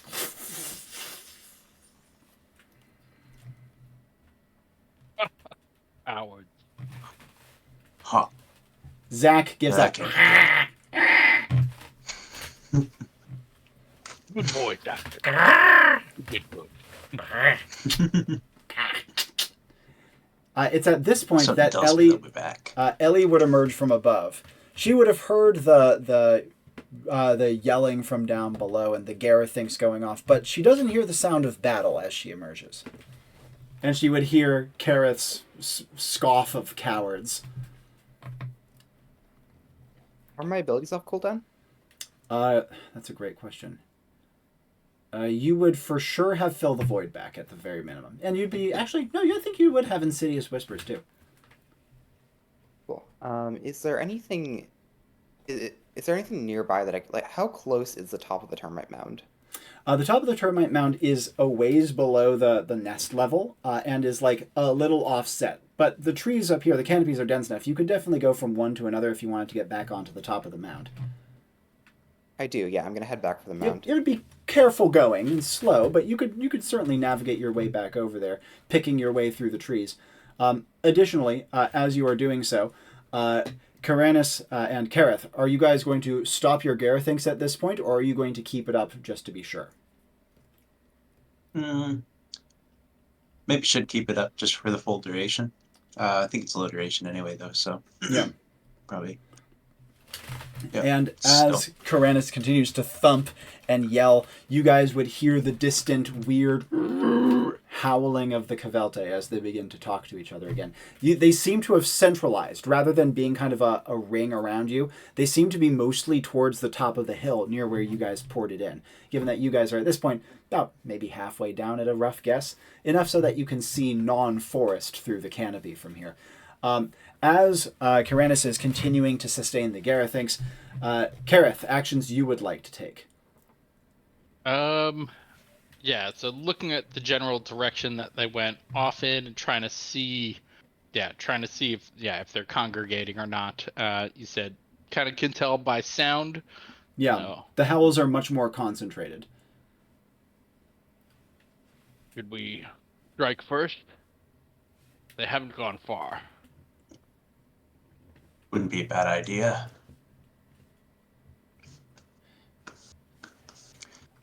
And I say we do it. As Kaeranis says this, responses from Kareth. Then we shall. Cool. And start heading off.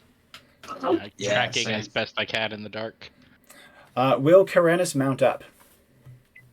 Yeah. Excellent. And for Kareth, even though you're in a forest and it is a bit shadowy, Sorry. no problem. The trees are loose enough apart that you still get a good amount of evening sun coming in, meaning that it's not nearly so gloomy as to be a problem. As you start to make your way back up the hill, is Kareth moving at a run? I think like a lope, Sure. With Zach once again following along at his side, clearly excited to be involved in something. And Kaeranis, mounting up onto Phaenix. Obviously, riding a horse uphill through woods is not the easiest thing, but are you just going to be doing it at whatever pace you comfortably can, or do you have other ideas of how to approach this? Comfortably can, yeah. And I'd like to say too that Revenus probably followed down. Yes, I was about to mention Revenus. He's looking pleased with himself and has taken up his stance on the saddle. Nice. Perfect. Yeah, that's all right. I'd like to keep him there for now. Yeah. Marvelous. As the two of them go charging off, Ellie, this would be about the time when you're picking your way back down onto the termite mound. What would you like to do from here? So this guy we're looking for, this architect, Yeah, was level 8. Dolginus is his name if you were looking for it. Yes. Yep. Level 8 would have gone on at least 35 missions. Yep. Would have been able to buy at least 11 class gear, and yeah, we're only finding the architect pieces. Yep. So we're missing some kind of big stash or a bunch of other. So I'd like to, get on top of the termite mound and measure it. Absolutely. Easily done. And I think I know where you're going with this one, and so because of that, I can give you a piece immediately. Lodged in the heart of the termite mound, there is an object that is absolutely something Dolginus brought. It is an object that your compass would convey is called a capstone, or a what's the fucking word for it? Archstone, the thing at the center. I think capstone is actually the word for it. Keystone. Keystone, that's the fucking one. Thank you. And the keystone renders an object that it is built into indestructible and is a piece of architect class gear. Oh, okay. And are there any other secrets or items in the termite lounge? Or termite mound aside from... Honestly, not a far off description of this. Yes, there is one other. You can see that nestled in the termite mound is an empty bottle. And I assume the keystone would make the termite mound indestructible. Yes, the keystone has rendered the termite mound literally indestructible. Huh. That's going to be difficult to get out. Quite. But my Shadow Blade girds against strength of character. Can I make my Shadow Blade like a 10-foot fucking pole, and using my knowledge of the termite mound from measuring it, can I basically poke it through the mound, like phasing it through, because the mound it's not alive like the tree, no strength of character. Can I guide the keystone through the tunnels? Oh, that's like so a cool. fucking magnet maze? How much time do you want to take to do that? You do have a plus to skill, which means that it's not going to take like half an hour, but it's going to be a fucking tedious process to do that. Brilliant idea, though. As much time as it takes. All right. Question, though, the chisel, or not chisel, the awl can get through anything? It It can. get through an indestructible termite? Do you want to try? Okay, Kareth has it. Yeah. Oh, true. So I'm just going to try to fish it out with my Certainly. pole. Now, a question, and this is something I can ask because Ellie's from a modern setting. Does Ellie play video games? Pinball? Anything of that nature? Not pinball, but definitely some amount of video games. Yeah, in that case, she would have some amount of, like, manual dexterity, like, doing a tedious thing a billion times sort of deal. Because, like, uh-oh, the bottle slipped. It rolls back down. Fuck, I gotta do it again. You know what I mean? Like, we've all played a level like that before.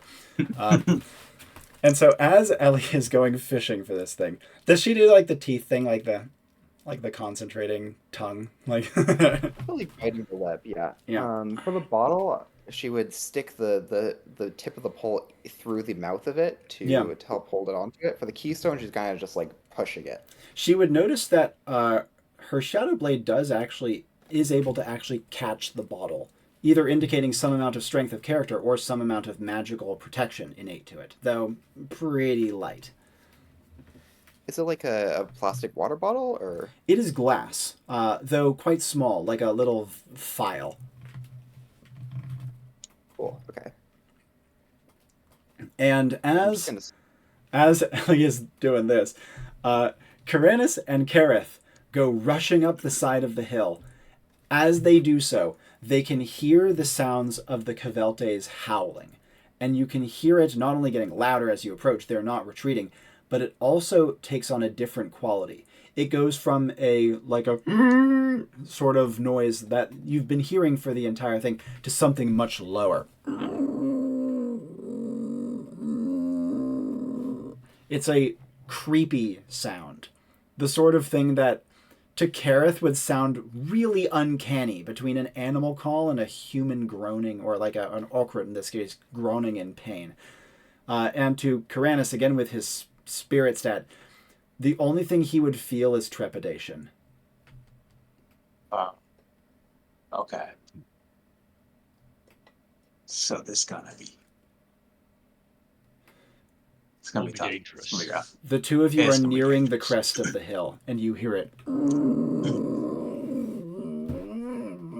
It has a weird modulation to it. And it comes from many voices, as all of the Kvelte, they're not harmonizing. That would indicate that it sounds nice. It doesn't. It sounds horrible and creepy. Okay.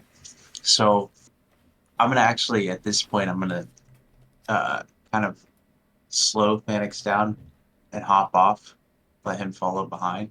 Yep. And I'm gonna dig up into the dirt here Yep. as we're walking up and try to build up a nice little buckler on my my Earthshaper. Normal arm. Yeah. I know this move. I've used for Kaeranis Yeah. before. And Kareth, as you're approaching the clearing, before you're in sight of it, what would you like to be doing? Definitely, again, bow drawn, arrow knocked, probably even at like half tension. But yeah, planning to stick close to Kaeranis, and have his back since he is like melee armed and armored. I'm expecting him to be the tank, so I'll be taking up the rear, expecting to pick people off. So You guys kinda are just intentionally at... staying low. Yeah. Yeah. Kaeranis is just at the That's- crest of the hill, like 2 more steps, and he'll be able to look over the edge into the clearing where you guys poured it in.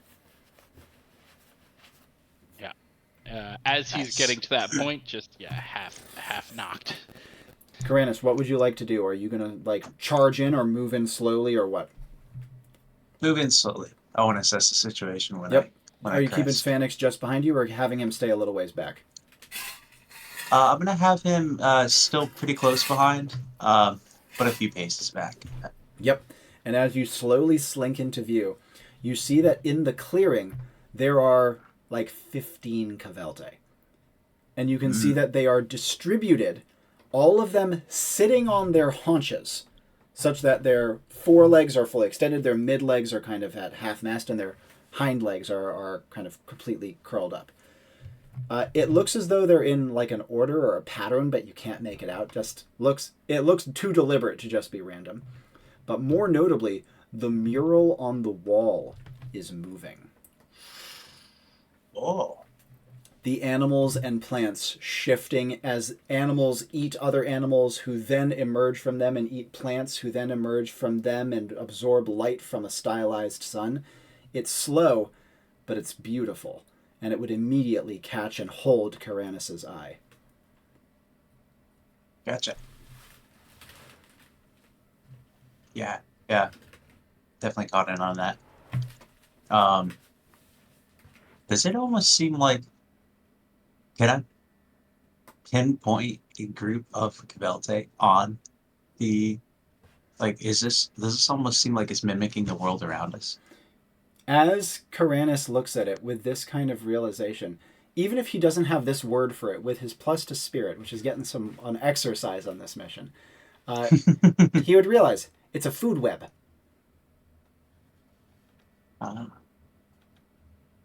Gotcha. Now, again, he wouldn't have that word for it, but he's not dumb. He's from a medieval setting. He knows hunting and the ways of the wild and how plants eat animals, eat other animals, and vice versa, all the way around. And it's clearly replicating that. The one thing he would notice now that he's looking at it for this proper moment is that there are no Cavelte represented in this food web. It's the ends. And Kareth, just behind Kaeranis, you are not yet in sight of the Cavelte, though you can hear their creepy groaning, howling, but you do see the mural, and I think it would catch Kareth's eye maybe even more than Kaeranis's. Yeah, definitely. And certainly, yeah, recognizing what it is, kind of seeing the whole circle of life thing, and probably a similar instinct to be like, well, if it's showing that, yeah, where do we fit in this picture, and where do the Cavelte fit in this picture? You see neither. You've seen certainly not Okrut. You don't see humans. You don't see Cavelte. But what you do see, looking at it with your plus to sensory, is you can see there's one animal very much at the top of the food web, and you can also see it getting bigger on the mural. Well, whatever that is, it's coming. Oh. Oh, the one at the top. Ooh. That's nice. It's hard to make out what it is. It definitely doesn't look like any animal either of you have seen it before, but its posture is similar to a gorilla. No, better analogy. You know those Paleolithic ground sloths, like the huge giant sloths? It's kind of like that. Enormous long arms ending in claws, kind of a sloped body, strong but not very long legs, big head, huge tusks that jut up, and big oversized lip, like a big oversized lower lip. Gotcha.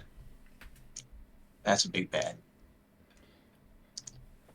And as Kaeranis comes into view, the Cavelte continue to do their strange howl, though some of the ones closest to him do actually kind of shift in their position. Do they look ready to pounce? No, if anything, they look like they're ready to fall back again. Oh, okay. All right. Are they Oh, retreating I'm from gonna- the beast? Yeah. They scared, huh? I'm gonna look to them. Are they within like a shouting distance? Oh, easily. If it weren't for their howling, you could talk to them pretty normally from this distance. Sure. Yeah, so then I'll with a more of a raised voice. I'm gonna point at the top of the mural and just say, "Where can I find that?" To them. You can see that none of the Cavelte turn to look at it. They clearly know what you're pointing at. And as you gesture, you can see that the Cavelte closest to you takes its weird lizardish paw and gives like a to the ground. In the ground. Just right at the ground at its feet. Oh. Kind of like gesturing, kind of like when you're sitting and you pat the seat next to you. Ah. So it's telling me to come close, or is it telling me that it is dead? I'd have guessed the latter, but Yeah, that's what Kaeranis is going to come to there. I see. The top hunter.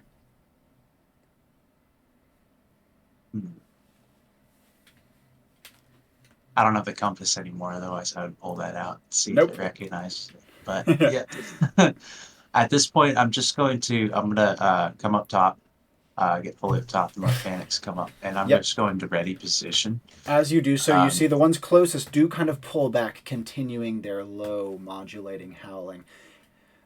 Cool. Are you going to mount up, or are you going to stay with Fennec's just behind you. I'm going to stay with Phoenix just behind me at this Yep. point. Their eyes are all on you as they just wait cautiously for you to make a move. Speaking of making a move, Kareth, you are just behind Kaeranis. You hear the conversation, and you do see underneath Kaeranis' arm the pat, pat, pat on the ground. You would also notice that on the mural, the great apex predator is getting larger and larger. Almost like those beautiful pencil-style animations that so seamlessly replicate real cinema while still being done in a stylized, sketch-like state. Interesting. Okay, so seeing that they are not attacking us, I think Kareth could reasonably assume that, like, so they told us get out. That could have well been a warning, not a threat. Totally possible. So seeing that they are not attacking us now, and seeing the beast kind of putting things together, he would stand up from his like crouch, like, "We are hunters," and point at the beast. "We can kill this beast if you help us find the one we are looking for."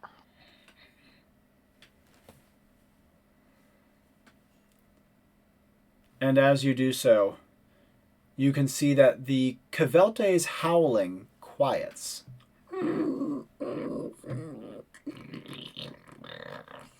The snarling that they make is not aggressive. It sounds almost like a bunch of low clicks.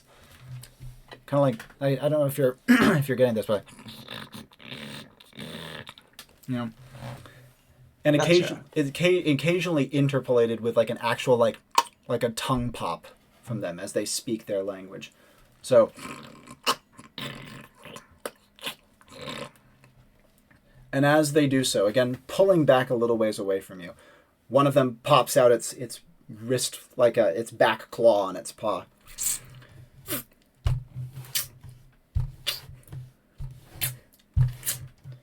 And they laboriously scrawl out, "Man." Yes, human like this one. And I have the awl. Hold out the awl, like point in hand. One of the Kvelte rears up slightly. It's Centaurian again, so it keeps its back two sets of legs on the ground. Its front two kind of come up like this, and you can see that it makes like a above its head before heavily slamming down again. And then it takes a couple steps towards Kareth and Kaeranis cautiously. And then takes another couple steps. And it reaches out a curious nose towards the awl. Yeah, hold it out. It comes up, by the way, even when it's like on all sixes, it comes up to like higher than your belly button, to give you an idea of how like large these things are. And again, with like an American alligator's body length. And sniffs deeply. And then it carves in the ground. This one's a worse speller than the other one, so it takes a few tries to do it. But eventually carves out the word wild.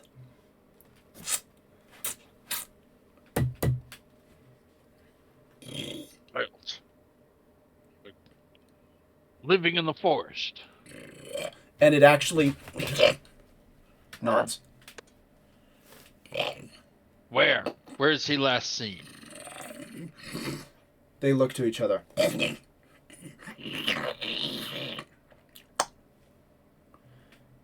And after talking for a moment, you can see that they, unified, turn and point with their snouts. And they point kind of in the direction you guys had been going. Like, not exactly towards the nest, but a little aside of it. So just past where the nest and the termite mound were.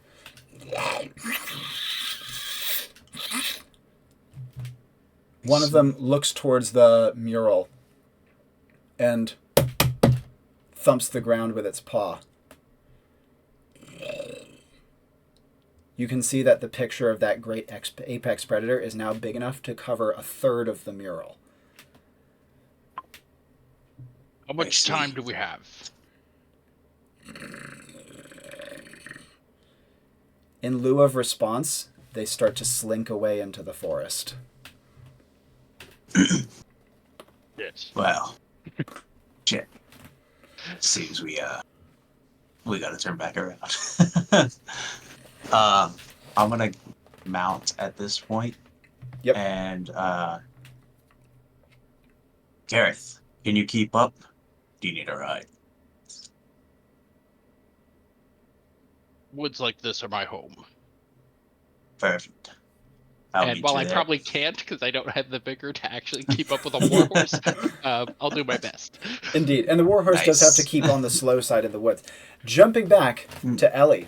In the midst of all of this diplomacy, Ellie has been playing Jump King with the fucking glass inside of the termite mound and got it out. The little vial pops out and rolls onto the ground.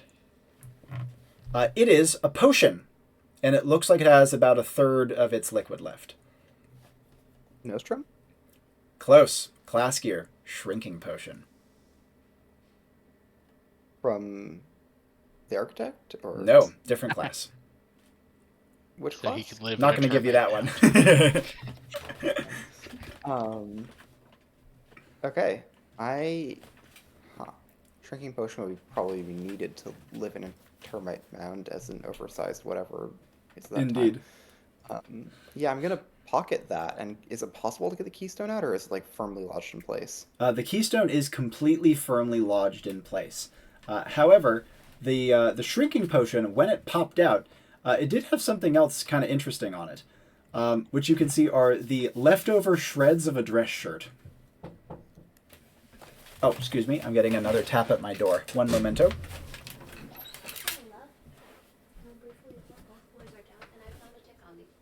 God damn it. Did it bite? It just started to. Okay, is that I'm very frustrated. No, obviously not. I'm very frustrated. I'm so Didn't sorry. sit down, didn't do nothing. And so, So- do you think you could do a quick tick check on me? Right now? Or I can take a shower first. Can you take a... Oh, how about this? One moment. Gotta do a tick check on the wife. She was just outside. Yeah, sure, go for it. No worries. If you wouldn't mind chatting about stuff, you're more than welcome to. I'll be right back. Cool. Quick metagame. Well- How do we fight the apex predator? Oh, we're gonna beat that thing. Oh, easy. There's darkness? This is the season, I guess. Huh? I heard circus. What? Embrace darkness? Your midsection. Oh, well, Oh, yeah. embrace darkness. So I can collar it once we've like messed it up enough. But yeah, we're gonna have to hold meet up so that we can make sure Ellie can Yeah. go do the thing. I really want If to there see- were some like, man, I wish we had a librarian or something so we could pitch some sort of other animal that I could use lore sigil to help attack it with, but I haven't really seen anything yet that's gonna be able to fight that thing. I Yeah. might try to lure sigil just something. What if you insidious whispers like the forest as a living being to learn what's contained in it? Ooh, that's interesting. That's a good You can't idea. use it without me present. I'm just scared that Yeah. something was on my. I dig it. Oh man, that's such a good idea. Metagaming is great. Love it. Now I see, hope whenever Robbie edits this out. yeah, fair. Whenever you embrace the darkness, Pardon me, friends. how dangerous are you? Is that something I could be fighting alongside you with, or should I hang back? I can fill the void you with my perk, so it should be fine. Gotcha. Okay. Nice. Perfect. Only one of you, though. Pardon me, my wife found a tick on her, so we had to do a quick purge. No problem. Little Yeah. That bastards. is Totally gets it. Yes. That time of year. The worst. Now, pardon me, let us jump back into it. Ellie, you find the shreds of a dress shirt around the potion, as well as inside of the potion, there are a couple of like little bits of grit that look, at a guess, like pipe tobacco.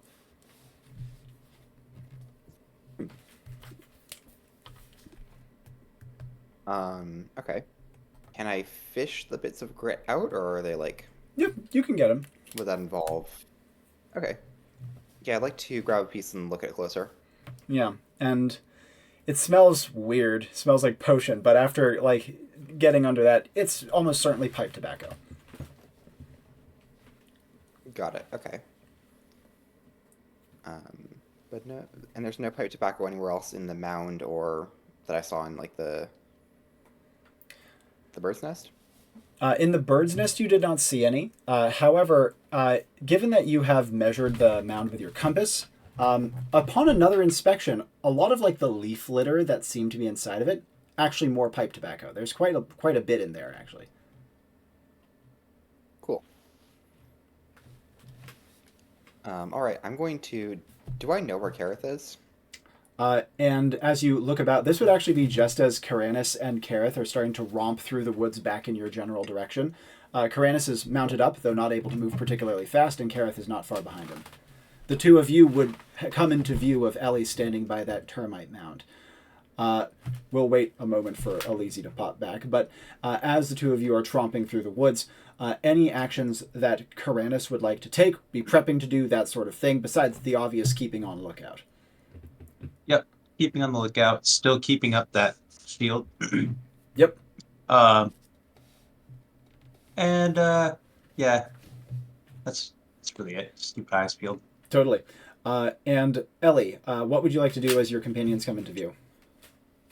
I would like to walk up to Kareth and and hold out a hand and go. I need to borrow the awl. It was useful. We made a deal with those people. There's a great beast coming. We must slay it for them. Sure. And I'm gonna turn around, head back to the turret mound, start attacking with the awl, and kind of just like you turn my shadow blade into a hammer and like smash it into the. Totally. It also has like a twisty point because it's Shadow like a pin on a handle that you twist kind of like a crank. And so tapping it in and then twisting, the awl is actually able to counter the keystone. And you start to bore your way into the termite mound. Where are you trying to get to inside of it? Since I did measure it, I'd perhaps know the area that I could attack that would make it most, that would do the most damage and cause the whole thing to crumble. Oh, actually, you know what? Taking another measurement or two, I would definitely give that to you. The best way to do that would definitely be to go for where the keystone is and weaken its supports. Yeah, I'd like to measure it and attack its weak point. Okay, now, as Ellie goes from playing Jump King to playing Polybridge, we're going to jump back over to the other two as they go charging down the hill. No big, obvious animal houses come into view until you guys reach the base of the hill, where the hill was forested and small and dense. Beyond the hill, and this comes into view as you're like, as the canopy is starting to thin, you would see a beautiful, endless plain. Waves upon waves of rolling grassland with gentle hills, teeny little like sub-hills in the distance, almost like little pimples in the land that are all forested and covered in rocks. And nearby a little river burbling its way through. And that little river is where you see the next one, an enormous beaver dam that looks so large that it could probably dam up like a river like 10 times the size of the one it's been built on. Ooh. Yeah. I'm going to start heading over towards it. I'm sure I can't probably see any movement at this distance. The grass is long, and the hills are gently rolling, meaning that you don't have fantastic visibility, but you can move fast at last. While the grass is long, it's not so long that it prevents Phanex from charging full tilt. And you can feel him spurn on by himself, clearly delighted to be able to run at last. Perfect. I'm going to let him. Yep. And Kareth, as your companion, goes sprinting out ahead. What do you want to do? Yeah, Zach absolutely chases. That's exactly what I will be following behind a bit slower, though. because we had an idea and I like it. Kind of reaching out into the spirit of the forest itself, I would like to use Insidious Whispers. Ooh, excellento. And what is the secret you are trying to learn? What is the apex predator afraid of? That is a fantastic secret to ask. And you would hear Ellie's voice. Again, sounding kind of fed up, but only slightly. Yeah, I kind of wonder how this thing got to be an apex predator, honestly. It's blind. I think that would be a liability, but whatever. Yeah, fire, etc., etc. But, it relies on its nose. So, rot is what it's going to be most averse to. See if you can make something happen with that. Maybe. I doubt it. Corruption. Oh, yeah. I didn't think about that part. I'll think about it. Come back to me. Now, remember, the corruption starts small, but you already got a little dose of it earlier, so it's going to be starting to kick in more notably pretty much immediately. While you are considering, however, Kaeranis charging out towards the beaver dam, you can see that the river, even though it was probably dammed very recently, or the brook rather, has already made rather a pond, and in the center of the pond, you can see a half-built beaver lodge. Okay. The dam is prodigious and beautifully made and could probably park a car on it. And the lodge is looking to be similar, the size of a small bungalow rather than that of a beaver. Is there a bridge across? No bridge across. Gotcha. Well, sounds like it's time to swim in full plate armor. Are you dismounting? Yes, definitely. And as you dismount, you finally see him. You see a human head bobbing at the surface, moving remarkably fast through the water, holding a large branch in his mouth.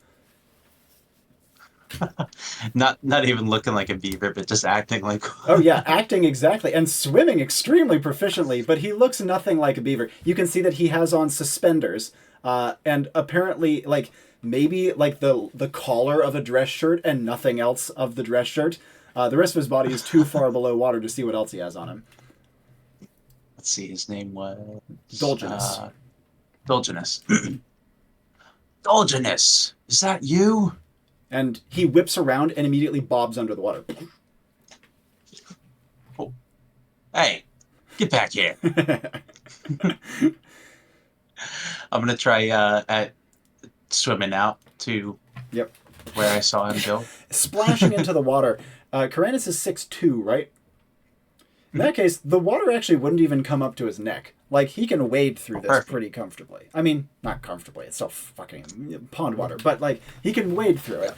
And as he does so, he would up ahead, as he's, like, midway out, see Dulginus kind of appear in the lodge, having, like, dived under and popped up through one of those, like, secret hatches beavers built into it. He places the stick with his mouth into the weave, looks at you fiercely, and you hear like a thwapping sound against the water. Beavers do swat the water with their tail as like a warning sound.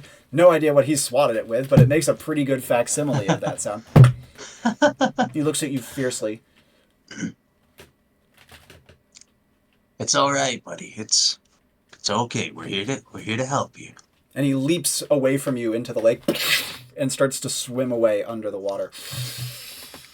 Again, when he dives, he makes no disturbance of the surface. You have no idea where he is. Yeah, gone. I'm going to continue on to the house itself. Yep. Trying to keep an eye out for where he's going to pop up next. Are you going to, like, climb out into the lodge? It's not finished, meaning that you don't have to use the underwater entrance. Not that Kaeranis would necessarily know there is one. Yeah, he wouldn't even try. He'd just go walking through, wading through. Yep. Climb up into the half-built lodge. And up here, you'd find all sorts of interesting things. There's a collection of what look to have been like discarded Enclave gear pieces and clothing. You can see some old some boots, like workman style boots, laying around. You can also see a large sledgehammer that is laying off to the side, the wooden haft of which has been gnawed. You can also see, like, not terribly far away from that, there is something Kaeranis wouldn't really recognize. It looks kind of like a metal hook, but it's very, very small. Nowhere near useful in combat, as well as a box with a handle. These items don't look like they were placed down. It looks like they may have just, like, fallen off or been, like, brought out here and then just kind of haphazardly scattered around. Okay. Gotcha. So yeah, this is definitely where he's keeping his stuff, his new home. I haven't seen him pop back up yet, Nope. right? He's still out in the water. And he's held his breath at this point for, like, well over a minute. Yeah. Say, Dolginus, I would need you to come up here, unless you want me to knock your beautiful structure over here. Are you just, like, yelling this out over the lake? Yeah, just out, raised voice. And as you do so, there's a beat, and then you feel your foot slip as the structure caves in underneath you. Oh no, he destroyed it himself? Yep. Oh, son of a bitch. And Kaeranis falls sideways into the water, half covered in logs on one side and half immersed on the other side. It's actually like, for someone with, remind me, resilience, it's 3, right? 3. Yeah. For someone without 3 resilience, this is minimum a rolled ankle and probably much worse. For Kaeranis, it's like, oh, damn it, now I'm sideways. You know what I mean? Like, but yeah. Admittedly, it does a pretty decent job of, like, slightly pinning you in place. Oh, man. Yeah, so I'm going to work on trying to get out of that. Again, your might 2? 2. Yeah. So in this case, it's slow going, but you can certainly do it. The main annoyance is that sometimes a piece of the structure will, like, roll out under you and you'll, like, take a bath for a moment, like, water in the face, splashing in, like, inside of your breastplate. But eventually, as you're hauling your way out, Kareth, actions that you would like to take. First of all, you can be thinking about your corruption. This does not have to be something you have to, like, super explicitly state, by the way. Just have it be in mind. And if you feel like it's something subtle, then I would like you to emphasize it when you're doing it. Yeah, because it's important, actually, because I do have an important thought about it. So, the reason Kareth is a Beastmaster specifically is because, having heard of how Goroth went out, he is distrustful of Enclave agents as, like, hunting partners, generally. And, yeah, one of his main personality traits is wary. So I'm going to say that this actually makes him rather paranoid about his teammates. That makes complete and utter sense. And so, in that case, as Goroth would look towards the woods and hear Ellie's weird disembodied voice in his head giving him all this information, he would come back to his senses hearing Kaeranis' voice, that initial yell for Dolginus, and then looking over his shoulder would see Kaeranis, like, wading out into the beaver lake that had been created. He'd actually probably talk to Zach. We're on our own here, Zach. We should hunt this beast. And start heading back toward the monolith thing. As you slowly trudge back into the woods, we're going to jump back over to Ellie. What would she like to do after finally freeing the keystone? The mound, to its credit, doesn't collapse. Not even close. It still has complete structural integrity. You just managed to free the keystone, rendering it no longer invulnerable. I guess it is still, indestructible except for the... I'm going to grab the keystone and scurry off in the direction that I saw Kareth and Kaeranis. Yep. As you go rushing down the hill in that direction, you would see up ahead through the trees the sight of Phaenix in the distance, and then a little closer you'd see Kareth kind of coming towards the forest. Meaning, like, as soon as you, like, are emerging from the forest, it's as Kareth is about to enter it, meaning that the two of you will be crossing paths going in opposite directions. Anything Ellie would want to say to Kareth, or vice versa?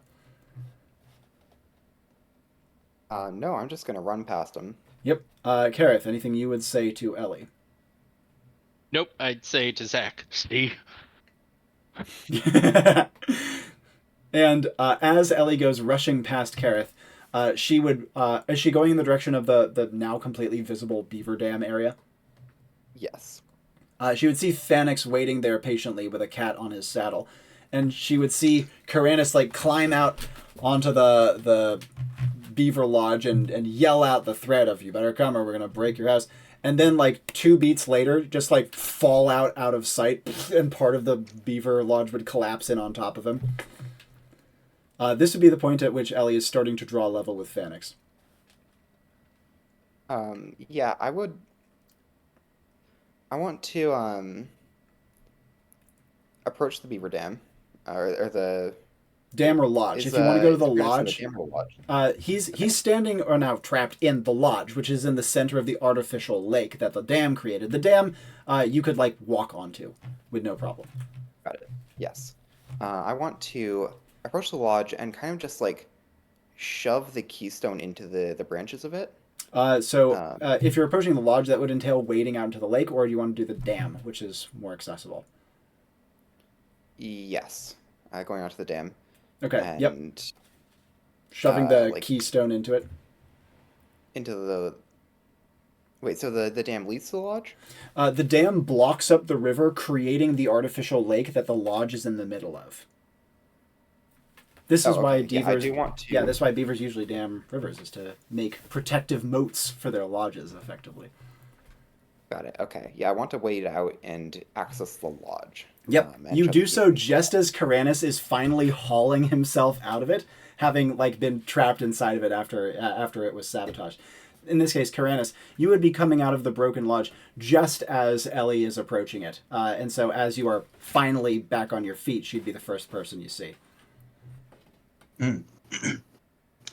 Well, he ran off, but there's plenty of his things around. I could move some of these logs if you need. Can I see the all the gear and stuff inside? You see one boot, but given how much of a disaster the collapse was, most of it has been concealed. Cool. I'm just gonna start moving logs out. Yep. Is that boot class gear that I recognize? Yes, the Enclave would have briefed you on that. They are literally called work boots. What do they do? In this case, the work boots would not only make your footing more sure, but would also, God damn it, Mel, but would also not only heavily protect your feet from potential incidents, but would also have a mechanic that it's a pitch mechanic. So I don't know how the Enclave would be able to like summarize that to an agent, because they don't like break the third wall in that regard. Here's what I will say. They would facilitate shockingly easy and sure-footed navigation of a work site. Cool. So sort of like a pathless travel kind of. Kind of how like you that, can yeah. get around it, or- Great. Yeah, I want to scramble into the lodge and just start looting it. Put the work boots on, grab any other gear I can find, making sure Kaeranis is situated on top of it. And with Kaeranis shifting logs out of the way and Ellie scrabbling her way between, like going into the soppy water to like grab whatever she can out, she manages to salvage 2 more things. For one, toolbox. This is exactly like on the Bogatyr, pitch a useful tool. And the second one is you find his church warden pipe off of the new Greybeard. So it's an extraordinarily long-handled pipe. That's where all the tobacco is coming from. What does it do? It calms those who inhale the smoke, including as you blow it out, and you're also able to manipulate the smoke into making little shapes with it. Yeah, I'm actually gonna look at that one with disdain, shove it into my pocket, and keep looking around for anything more. Including like peeking underwater. Yep. anything that's And at the bottom. as Ellie is frantically shuffling around looking at all these things, I should note, every time Ellie picks up one of his things, how do I describe this? You ever pick up something and like guess that it's a family heirloom before you actually are told it is? It's kind of like this, that all of his gear has so much history to it and so much like affection put into it. But he's a very seasoned Enclave agent who has used many of these things for a long time. So there's a lot of emotional baggage with them. Most of it good. Can I pull goggles out of the toolbox before Yeah, looking underwater? absolutely. That's a great idea, actually. And poking your head underwater, that would excellent play. That would actually reveal yet another potentially very nice thing. In this case, you can see that the object initially doesn't look like anything particularly special, like a weird metal hook, also made of brass. But as you pull it out, find that it is a toothpick, like a dental pick. You know what I mean? This is not class gear. It is an enchanted common. Nice. Do we know what it does? It makes your smile shiny bright. Wow. So useful. It's the most important item in his entire kit. The Enclave, Pocket that with the Enclave would actually mention that he is known for not bringing all of his gear on missions because he doesn't want to be buggered to do so. This is the one gear piece he brings on every single mission. This is dental pick. Cool. Not like the Sentimental. this or anything. Just the freaking. Yep. Okay. And I can't see anything like deeper down. Deeper down, it gets too murky and muddy. I want to. Okay, if you close the door, okay. I want to pull a.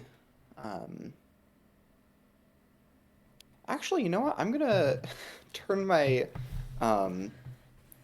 Shadow Blade into a 10-foot pole again and just poke it around until I hit something solid. And again, solid is kind of an interesting property for the Shadow Blade, and hence going for something actually solid is quite a good play. As you are bobbing around with this, Kaeranis, you've hauled a lot of logs, and you're sopping wet, and Ellie is in her interesting, like, wordless mania looking for cool stuff. What would you like to do? Oh, pardon, Kaeranis specifically. I don't know if you can hear me, Connor.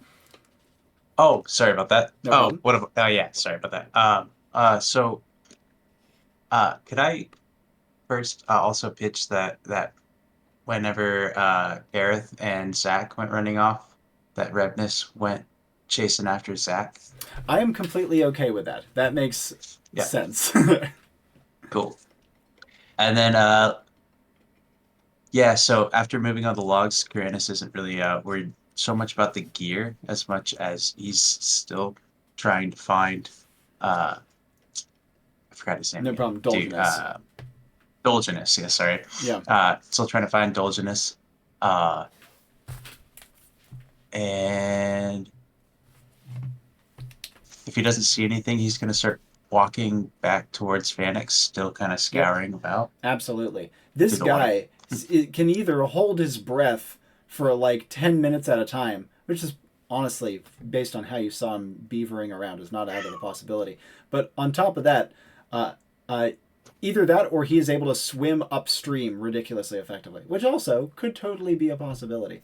In this case, however, as you get your way back over to Phoenix, you would hear a distant screaming roar. Let's catch up Kareth first, shall we? Kareth has made his way back into the woods and is climbing the hill back towards the mural. As he approaches, what would he like to do? He sees no sign of Cavalte in the woods, and the birds are quieting down. So I think Kareth would be looking for a good spot to engage this creature. He has a plan in mind, and it would probably involve some sort of open area. Yeah, absolutely.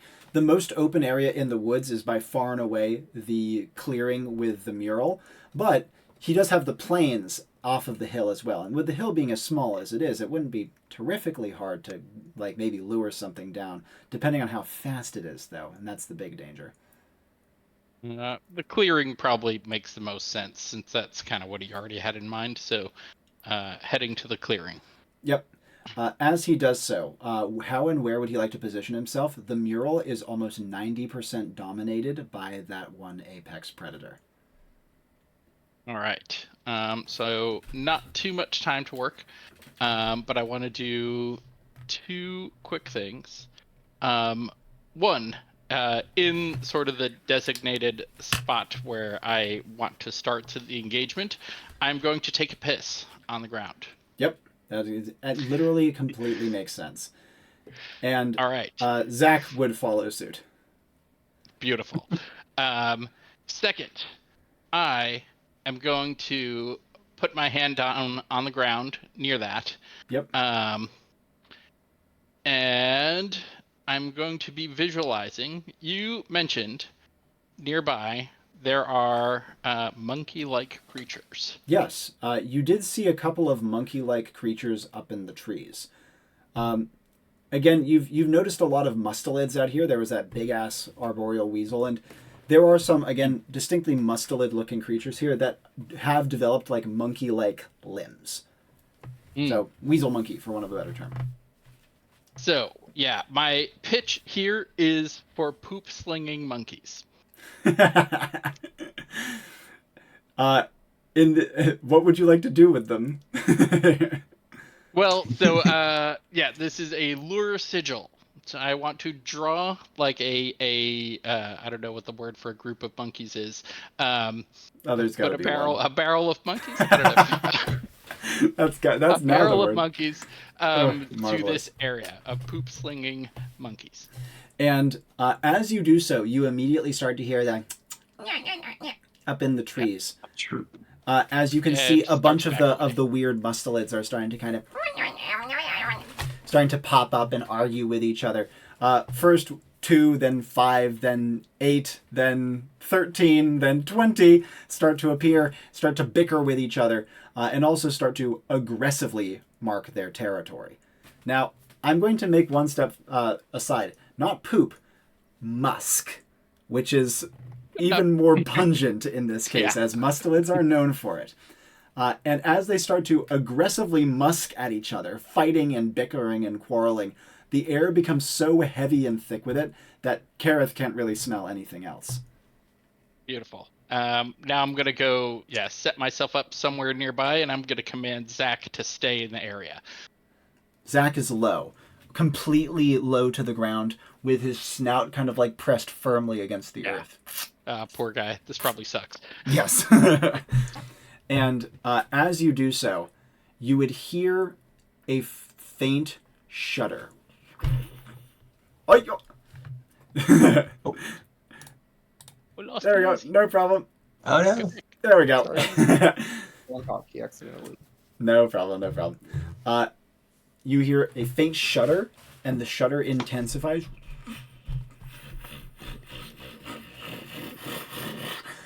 And you hear a crunching in the trees and a swaying, and the mustelids like stop chattering and kind of go quiet and start to like scatter into the surrounding bushes and scrub. And then you hear the roar. The roar, I'm not going to fully imitate. I don't want to wake up my kids, but it has a human quality to it. It's throaty, kind of in a vaguely similar nature to the Cavelte, but it sounds literally pained. It's like, like a high shrieking, almost agonized sort of roar. Though Kareth has no idea whether that means it's actually in pain or not. But it is close, and it is so loud that he actually like feels his ears ringing for a moment after it bellows. Zach has pressed his entire body to the ground and is not moving a muscle. Completely still. Yep. Arrow knocked, half tension, just wait to see my prey. And as it moves through the clearing, its footsteps shudder the ground, and yet it moves relatively quietly. The shuddering seems to be from just how freaking huge it is. This thing is we're talking dinosaurs earlier. This thing is the size of a tyrannosaur. It is enormous. And it has a heavy forward slung body plan. Again, think Paleolithic giant sloth. huge forearms with claws each the size of one of your arms. It also has that huge protruding lower lip, massive gouging tusks going up in front of its face. It has kind of a sloped, weirdly lobed head, kind of like a beluga. No visible eyes. And is again somewhere between mammal and reptile. Covered in scales with a lot of visible fur. Kind of a shaggy, vivid orange in color. And a small, vestigial protruding tail. It has enormous nostrils, which you can see are flaring and working, slightly prehensile as it smells the air. What would you like to do as this massive creature comes into sight? Scanning for soft spots, since it's covered in scales, but seems like it has some mammalian features. The lip, for sure. That is the only thing lip, that isn't nostrils. scaled. You see, even its underbelly is actually more heavily scaled than like its back, from what you can see. It has like bigger scoot-like plates there, which would, at a guess to Kareth, probably imply that it like crushes when it charges. Beyond that, its palms look a little fleshy. Maybe something there. You haven't seen its armpits. That's always a good guess. The neck looks tough, though. The neck is like almost as wide as the head. Okay, so you said Tyrannosaurus. I'm imagining quite big. So, Yes. Zach Quite is big. not going to be doing too much against this thing, so Kareth is mainly going to be reassessing, like, all right, this is bigger than I thought. But in his position, laid flat, what would he like to do?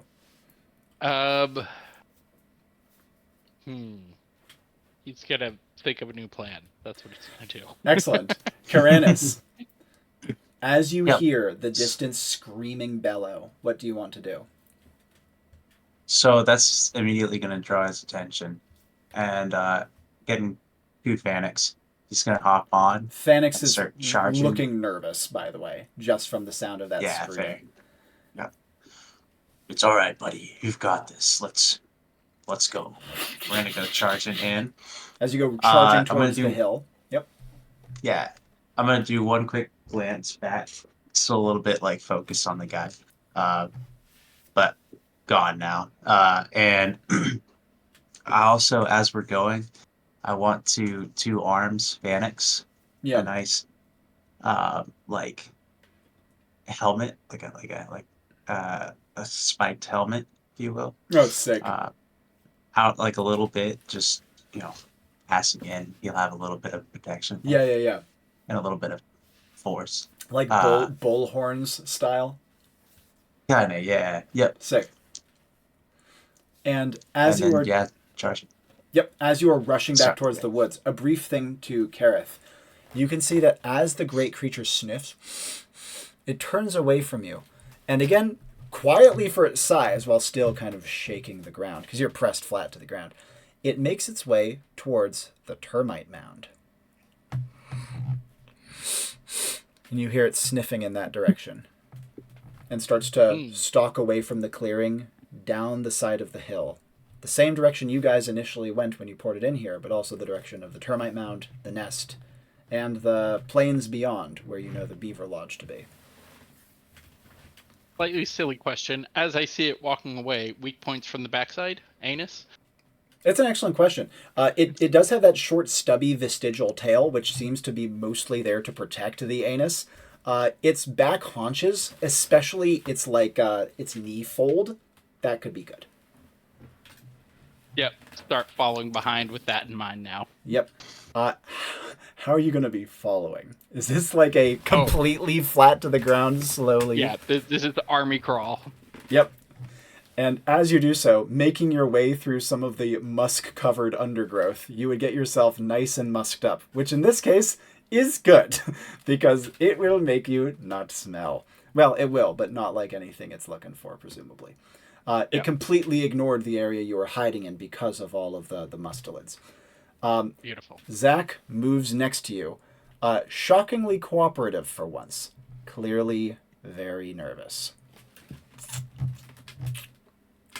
And as the two of you go slinking along, Kaeranis, you of course do not see the beast as you are making your way towards the hill. You only heard that one bellow. So how would you like to approach it?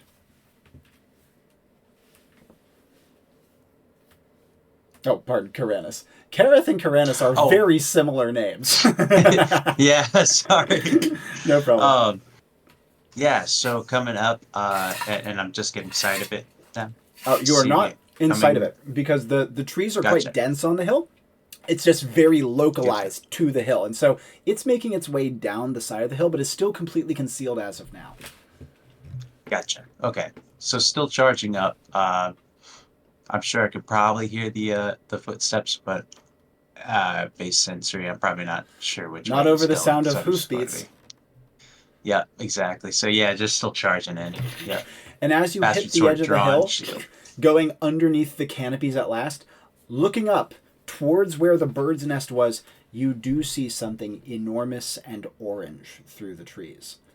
Phoenix comes to an uncharacteristic halt without being prompted, like just where the tree starts. And you can feel from his kind of like twitching and his mane tossing that he is actually scared. All right, boy. This is going to be a big test. Can you do it for me? Patting on his neck. He tosses again and slowly begins to take the incline going up. Meanwhile, Ellie, you are poking around on the floor of the pond, and then find something. What do you want to do? I want to change the pole to have like a hooked end. Yep. And kind of fish it out. It's heavy, really heavy, actually.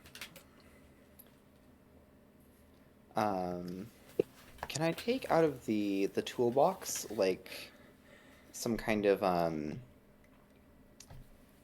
mechanical thing to like get leverage? Ooh, that's a cool idea. If you could give me a specific tool, I might be able to get it. The only reason I won't help you here is I don't know how much experience Ellie has with tools. My guess is very little. Yeah, I don't know that I have the out of character knowledge just. That's fine. I see what you're going for. I'm having trouble not only picturing that, but also knowing how Ellie would know. Because, like, I'm guessing she knows a bunch of the basic stuff, but I'm guessing she wouldn't be able to name some of the more complex ones. No. In that case, I will pull as hard as I can, perhaps accompanied by a defiance. That kind of like pissed off my own noodle arms because Ellie wants to do everything herself, wants to kill everything. Yep. And has zero might, zero resilience, zero vigor. Like it's completely physically useless. It is going to like sort of just scream and like haul this thing out of the lake.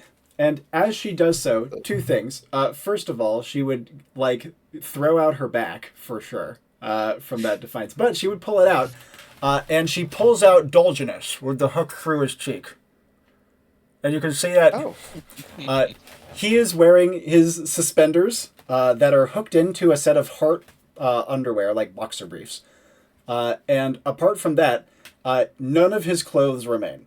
Pardon? Badge?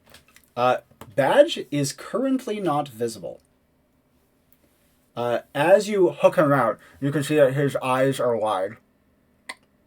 And almost immediately, he gives kind of like a...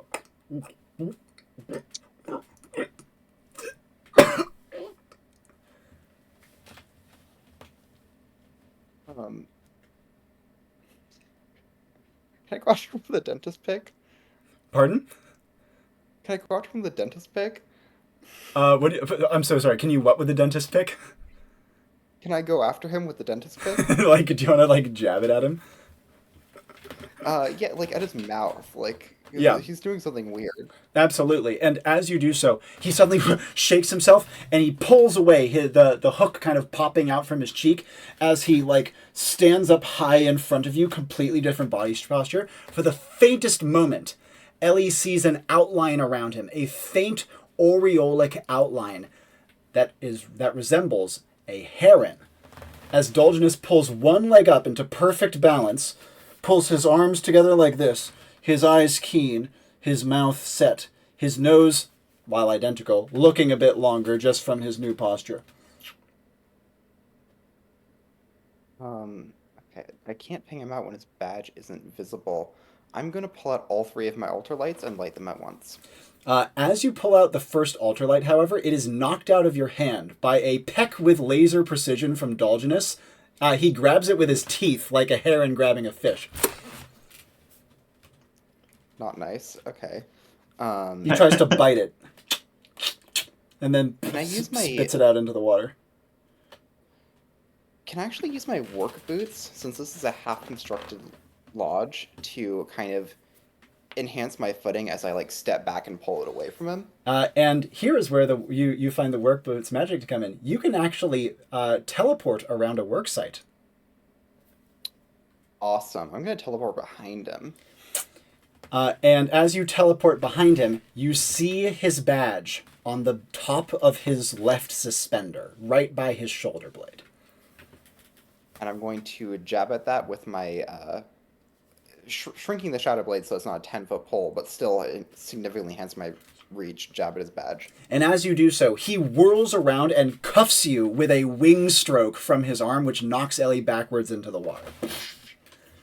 Can I teleport to avoid that, or? Definitely not. It does have a cooldown. Reflex.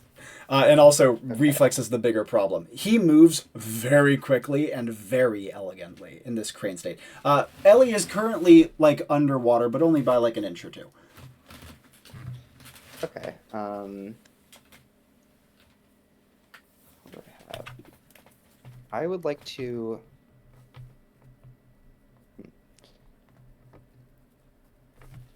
use the,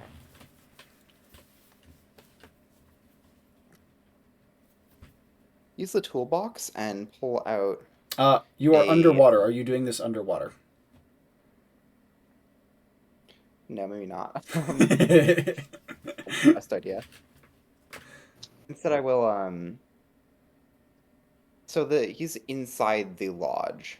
Not inside the lodge. You were standing, like, right on the outside of it, and when you, like, hooked him, you brought him up out of the water where he had been hiding. And so when he kind of drew himself up, he was kind of on, like, the tumbled down area of the lodge, which is where you could teleport to get around him.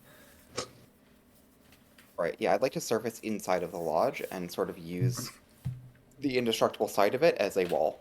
That would be the dam. Yep.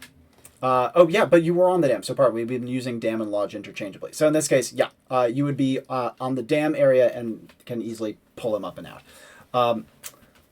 Or is that true? No, am I fucking around? I think I might be fucking around you at the lodge. I think I did put the keystone in the lodge.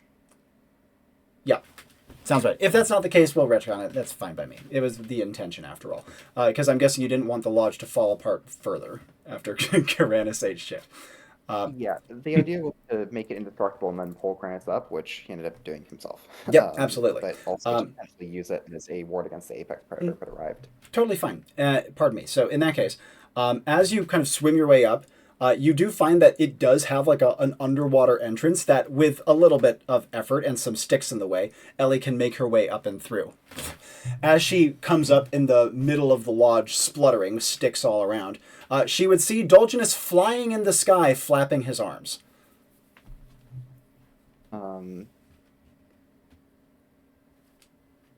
Okay, how far away? Right now he's circling maybe 40 feet up, his legs perfectly out behind him like an elegant crane.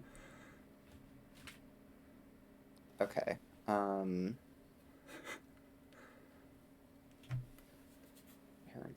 Okay, I'm going to... Can I make a bow and arrow out of my Shadow Blade? I typically have only allowed the Shadow Blade to do melee weapons, but I'd let you do it with energy work. Can I make a bow out of my Shadow Blade and pull sharp objects out of the toolbox? Yes, that you can absolutely do.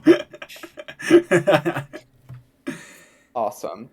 I'm going to start firing at his arms. And as you do so, between Ellie's lack of experience with a bow and the fact that these tools are definitely not meant to be shot with a bow, they just go fucking everywhere. However, they do at least succeed in re-attracting Dolgenus's attention from his point sailing up above the lake. You can see that his keen heron eyes kind of stare down towards you imperiously. And then you see another, flash around him, like an aureole, as it is outlined as a falcon. He tucks his legs in and dives at you. I'm going to take shelter just inside the walled beaver dam where it looks like he should be able to break just the edge of it and reach me. Yep, absolutely. He cracks the edge with his feet, and it is indestructible. So he goes tumbling over and splashes into the river just beyond. Yep. And wasting no time, how far away is he? He's a little ways past you at this point. You're still kind of tucked inside of the lodge. If you popped out, it would take you like a 5 to 10 second scramble across the logs to get to him. 10-foot pole, attack his badge. And as you jab over towards him, he swims away as another aureole poofs around him, that of a pike, and he slithers down into the water.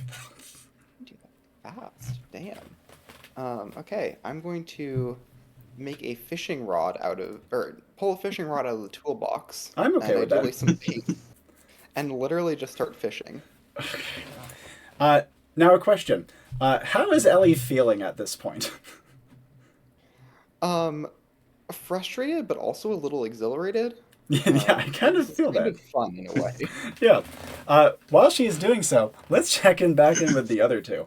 Kareth and Kaeranis at this point both have eyes on the apex predator, though Kareth from the top of the hill, Kaeranis from the bottom.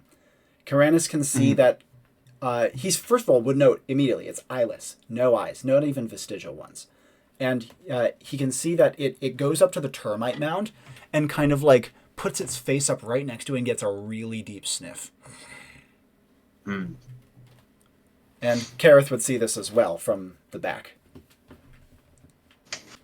All right. Actions from the two of you from your respective positions. We'll start with Kareth. I can see Kaeranis. You cannot see him yet. And Okay. Kaeranis can certainly not see you. All right. Then, Kareth, believing he is on his own here to take on the beast, when he is in firing range, he'll be creeping up, and then he will slowly get up,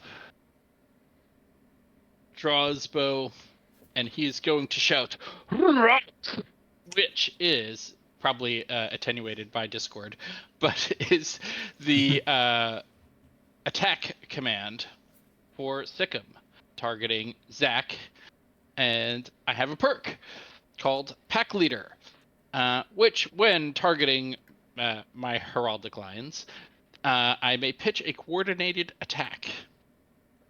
My pitched attack is arrow to the back of the knee, with Zach running up the leg, going for the anus. Excellent. Up And hey, I'm sure he's thrilled to get to attack the butt today. Lucky him. Now, as you do so, remind me, skill stat? 2? 2. Excellent. You definitely have a great shot then. Second of all, remind me your bow. Is this a long bow, a short bow? Do you have a rough idea of the poundage here? It's like a longbow, hunting bow, specifically with broad tip hunting arrows. Nice. With... Excellent. Yeah. Pretty oomphy. We're talking 120 pounds minimum, probably more. Yeah, exactly. The arrow goes whipping out. The creature immediately turns its head around as it straightens up, but the arrow thunks into the back of its knee, and the head completely vanishes into its knee, and it lets out another of those horrible screaming bellows as Zach goes sprinting towards it at great speed. Zach manages to get he barely even climbs. He like leaps onto the creature's haunch and clings onto there. You said he's a raptor, so he would have the raptor claw that lets them like hook in and hold on to something. Yeah, like dog raptors.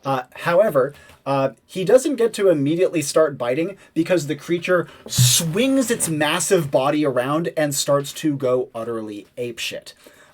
It not only smashes the termite mound effortlessly, but it also lunges in your general direction, clearly not exactly seeing you, but literally just flailing and trying to knock down trees.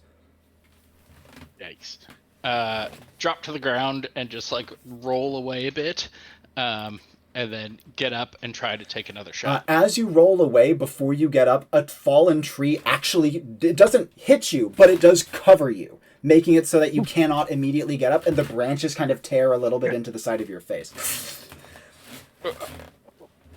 Yeah.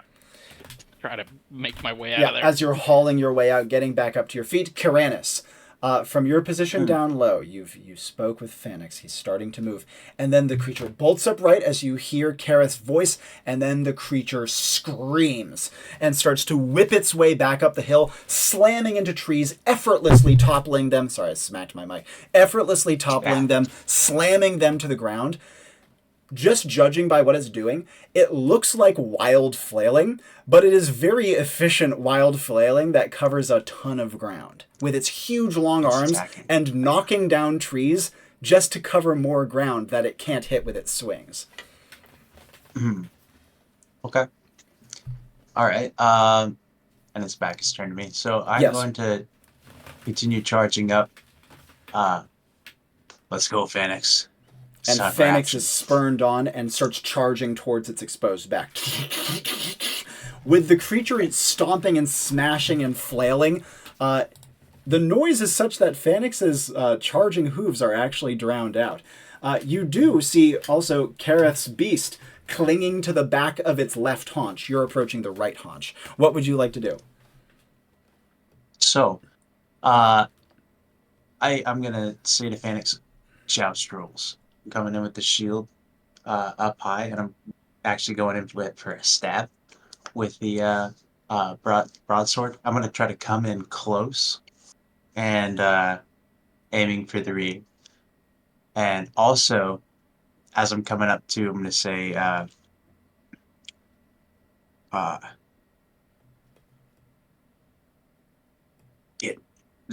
get knocked back, and I'm going to throw out a shield wall right in front of its head on the other side, in hopes for that perk to knock it back. Nice. Exaggerating the blow. With how high in the air it is, because again, it's huge in size, do you want the shield wall to literally be aerial to like concuss it in the head, or do you want it to be lower?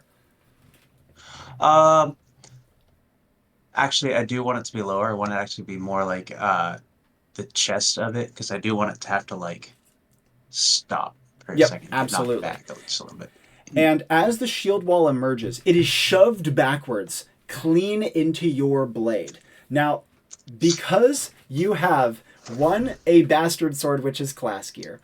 2, your stamina isn't doing great because you are struggling in all that log pile. 3, you have double plus to might. 4, a charging warhorse. And 5, you're pushing it backwards towards you. You actually managed to puncture its rhino-like hide. And the sword goes in, not up to the hilt, but like halfway up the blade into its right haunch. Immediately after, though, it kicks backwards viciously, and Phoenix is flung down the hill with you being thrown from him. Truly thrown. That said, Phoenix actually keeps his feet. Reason being is because we did it the other day, and I'll do it again for you. I will give you the V2 Warhorse charge perk. Thank you. Because I know how I you appreciate play. that. Yeah. That being said, though Phoenix keeps his hooves, he is still skidded down the hill, and it's like an undignified kind of scramble to keep his footing. But you are thrown clean onto your back and then roll another like 5 yards further before crashing into a tree root set. Dazed but not dazed and winded, but far from like completely out of it. What would you like to do? Is my bastard sword Did that come out as I saw my hand, or is No, it that still is stuck in his stuck butt? in his Yeah, butt. Yes. perfect. All right, cool. So getting back up, getting back to my feet. I'm also, as I'm getting up, I'm coating the other gauntlet Yep. and going for a what do we call it the other day? A pata? Pata, yeah. The Pata. Pata Yes. sword gauntlet. Sick. Yep. Another That's what I'm going for Kaeranis there. classic. Are you going to be charging back up the hill immediately? Yeah. Yeah, as soon as I get my footing again. Excellent. You would immediately notice, by the way, that while it kicked wildly backwards, it seems to be mostly worried about the front because of the shield wall that is created. It's kind of doubled over the shield wall, and you can see it. It's rare that I need to say this with Thanes, but for Kaeranis, this is, I think, the second time I've said it to him. It's actually ripping open your shield wall. It has. Gotcha. This is a rare example of an enemy that has so much power it can actually break a shield wall, though it's doing it slowly, and it's doing it in such a way that makes it seem like determined to do it. Kind of like Yeah, stubborn. I don't know if you've seen like bears, for example. Sometimes they'll just get it into their head to destroy something, and even if it's like no longer like logical, and they're gonna destroy it. You know what I mean? Like, and this thing is Yeah. clearly similar, wrenching the shield wall apart with its massive clawed hands. Kareth, as you were hauling yourself out from under the tree, the creature's head is quite close to you, like not touching range, but like far end of whip range. It is currently like doubled over a shield wall that has been produced that goes up to like low belly height for it, and it is prying it apart with its massive claws. You cannot see its back, so you have no idea what everyone else has done. But you do see Phoenix just over its shoulder, currently recovering his posture after the kick. All right. Is Sikkim off cooldown? Sikkim is, It's I believe, low cooldown. low cooldown, but the duration is still going, and I don't believe the cooldown starts until completion. Okay. I believe so. All right. Well, then, I will probably just put an arrow in its face if I can. And you hit it straight in like the on like a beluga they'd have what's called the melon, that like big fleshy bit right here. Yeah. You hit it clean in the melon. However, even at relatively point blank range, you can still see arrowhead. Like, it doesn't even completely go in. Aim for the nose or the lip. Yep. And hitting it in the lip, the arrow goes in halfway. Like, the shaft is halfway buried.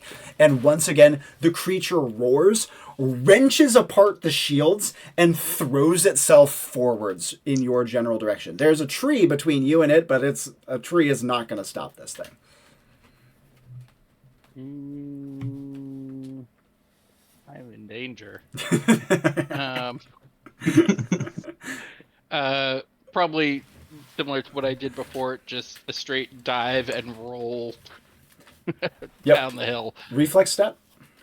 Baseline. Are you going to literally let yourself log roll down the hill and just like... Yes. Okay, awesome. Absolutely. Flying out of the way of this thing, there is an explosion of wood chips and like spray as this thing not only slams through the tree trunk you were standing behind, but also gouges out like a solid 2 feet of earth and rips it behind itself and just throws it away. You dive out of the way, roll undignified down the hill again, and crash into a tree, not dissimilar to Kaeranis, but not going nearly as fast, just kind of like a puff. So wind very briefly knocked out of you, but you can recover your senses. You can see that after the creature flailed, now that you're like, after having rolled, it's back to its feet, it's turning around wildly, and you barely manage to catch a glimpse of Zach hanging on for dear life on its haunch. Nice. There is blood dripping from its haunch area, meaning that he's clearly been getting to work with his hook claws. Well, seeing the current state of the beast, I'm going to drop my bow, take out the bullwhip, and start approaching in it dominantly, leaning on my fearsome visage here and the bullwhip. And... Beast! And as you crack towards its head once and then twice, you can see its nostrils flare. And this is blind. And as such, it doesn't see you in your fearsome visage. And since you are covered in musk, it doesn't smell you either. So it can't perceive me? No. It does hear you, though. And that hearing is enough for it to do another massive flailing lash in your direction. You do have, thankfully, like 2 beats where it's like tries to smell for you and then just goes for you. What do you want to do?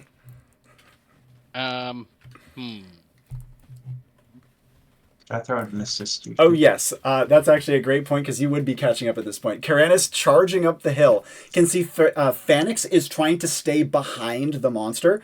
I mean, Zach is hanging on for dear life, which you also see. You see that Kaeranis, or as Kaeranis is running up, he would see that Kareth is off to his right and is approaching the beast, striking at it with his whip, calling out to it, and the beast turns so that, and you're kind of rushing up towards it, so you would be on its right side at this point, with Kareth towards your right, a little ways away. What would you like to do in that moment as it sniffs, trying to figure out what and where Kareth is before lunging at him? So I'm going to try to mess it up, which force its attention on me, I'm sure. Gareth thinks. Here, has a mid cooldown. Oh, you have Gareth thinks for sure. Gone. Yeah, perfect. All right, so I'm slamming the gauntlets together. Pata against shield too, but also hitting my breastplate. Try to make as much noise as possible to distract this thing. And I'm going to shout to Phanix and Revnus. Go in, boys. Let's do this. And as you do so, Phanix gives a mighty whinny.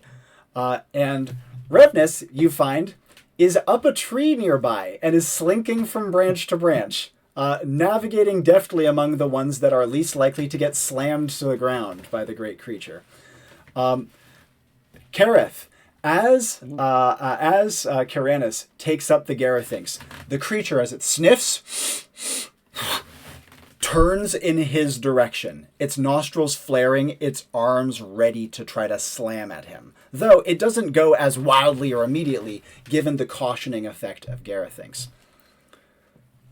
All right. I would like to energy work Garethynx's effects into Collar. Sick. Walk me through it. Oh, nice. First, will you take up the Garethynx? Yes. So how will you do so? Through your corruption.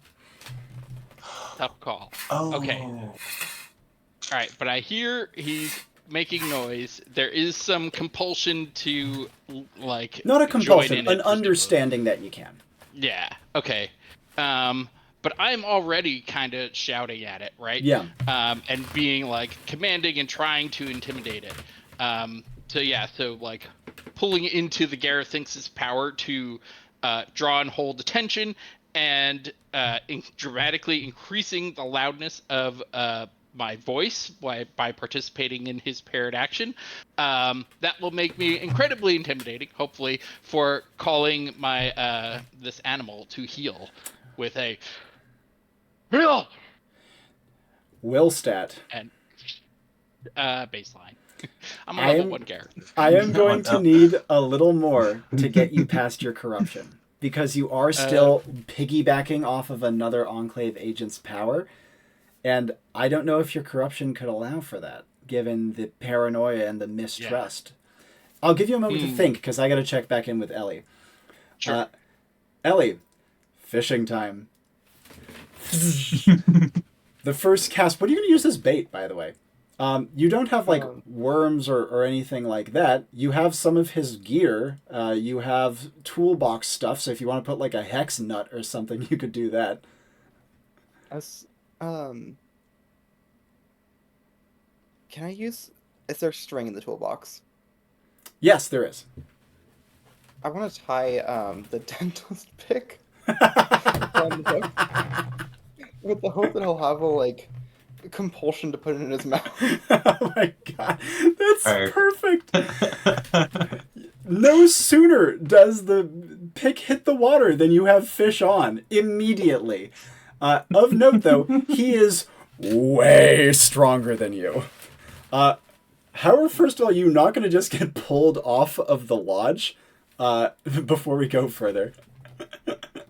The worker boots provide supernatural sure footing in this construction Yes. site, and Mm-hmm. also it's indestructible. So I think just bracing myself against the You work you boots will against like a literally need to like get your cliff. leg up at like a right angle.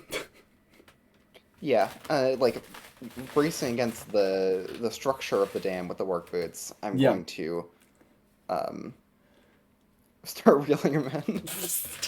Now, I should note, your knee squashes into your chest and it's like digging into your chin because of how much your body's being like smooshed in like this. Your hands can barely hold on to the frickin' line. And it's like literally like wrapping your whole body around the fishing rod to stop it just being like yanked out of your hands. You feel Dolginus like swimming rapidly back and forth as a pike. But as with all fish, he starts to get tired pretty quickly. What would Ellie like to do in her squashed position, like wrapped around the fishing rod, as her hands are screaming in pain? Like, have you ever held something insanely tight that doesn't want to be held? It's so uncomfortable. So she's like completely clinging on to this thing for dear frickin' life. What would you want to do? I want to quickly grab just a little bolt out of the toolbox, possibly one that I'd considered putting on as bait before realizing the dentist pick, and still wrapped around the fishing rod. With my one skill, toss it at where the Enclave badge is. And while a great shot, I believe your luck is baseline. Yes. Yeah, not quite. If you took like 100 tries, you could probably get it. But even for a +1 skill, a thrashing pikeman underwater is not an easy target to hit, especially a small button on that pikeman. Damn. All right. Good try. What?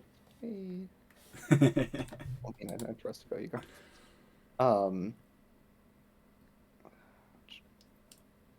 Vessel abilities are not good at fishing. Please put that in mission quotes, someone. That's such a good In one. that case, I'm gonna make my shadow blade into a fishing spear. Yeah. And use that with my skill and the fact that it's kind of designed for hitting fish. Yep. So like taking a stand a little higher on the lodge, that sort of thing, so that you can like stab down. Yes, and use that to go after the badge. So literally just trying to hit the badge. Yes. And with all the thrashing and him being underwater, are you okay just taking jabs and it's okay if it pokes him? Yeah, I mean, Enclave Medical, he'll be fine. And in fact, the first time you jab at him, your shadow blade barely scratches the man. Strength of character very high in this one. Yeah, I'm fine with that. And so as a poke, none of that works. And then suddenly his thrashing stops and he bubbles low under the water with the faint aura of a turtle surrounding him before he does so. All right. Turtle. Turtles are slow as hell. Been on the water. Is the fishing rod still connected to him? Oh yeah, it's still fish on. Cool. I'm going to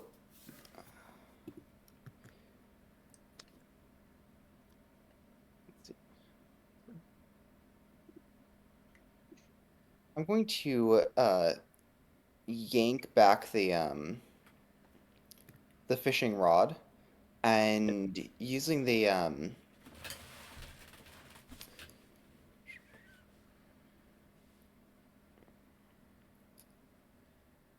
can I use a ritual knife to enhance luck?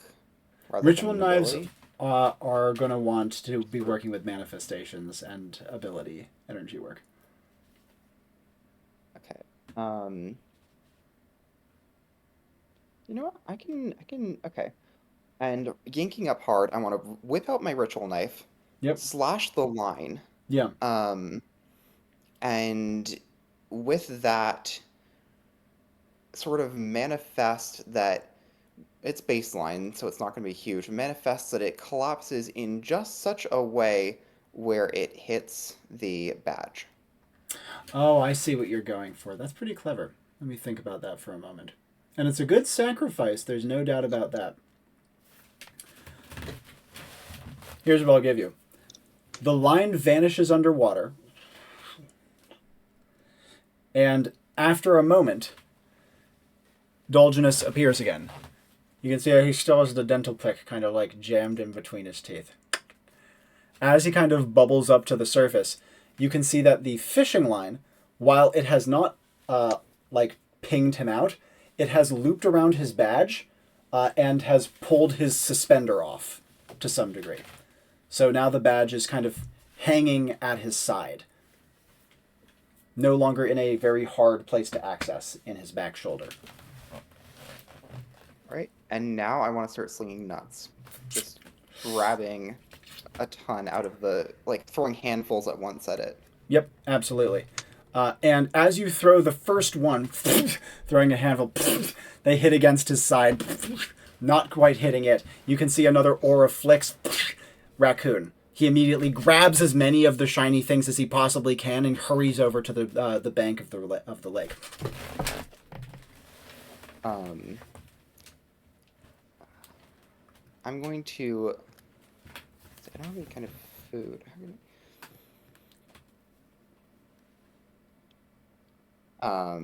Okay. One more defiance. At just the defiant at the obnoxiousness of the fact that he can just turn into a raccoon, Jesus style, walk on water and like flee with all these nuts. Like, grab another handful, just kind of screaming, like a whole like bunch of them. Just reach into the toolbox, pull out like a ton over my head, just hurl them all, and try and hit that stupid badge. And as you do so, he looks up, and his quick raccoon hands, clearly bolstered by some strange magic, pluck each nut out of the air before they touch the ground, as he makes a little pile between his legs.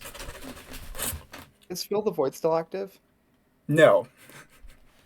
I'm going to activate. Like, okay, I can do this. I can get this stupid fucking raccoon. Oh, faith in myself. I'm a master fisherman. I can get a bottle out of a termite mound, and Speaking of master I'm going to fisherman, please finish. Yes. Activate Fill the Void again on myself. And it reactivates. And as you do so, you can see that, speaking of master fisherman, the raccoon has also fished the dental pick out of its mouth, the raccoon, Dolginus, and is now examining it, looking very pleased with this new acquisition, and starts washing it in the stream. One more thing, I'm going to hurl the shrinking potion at him.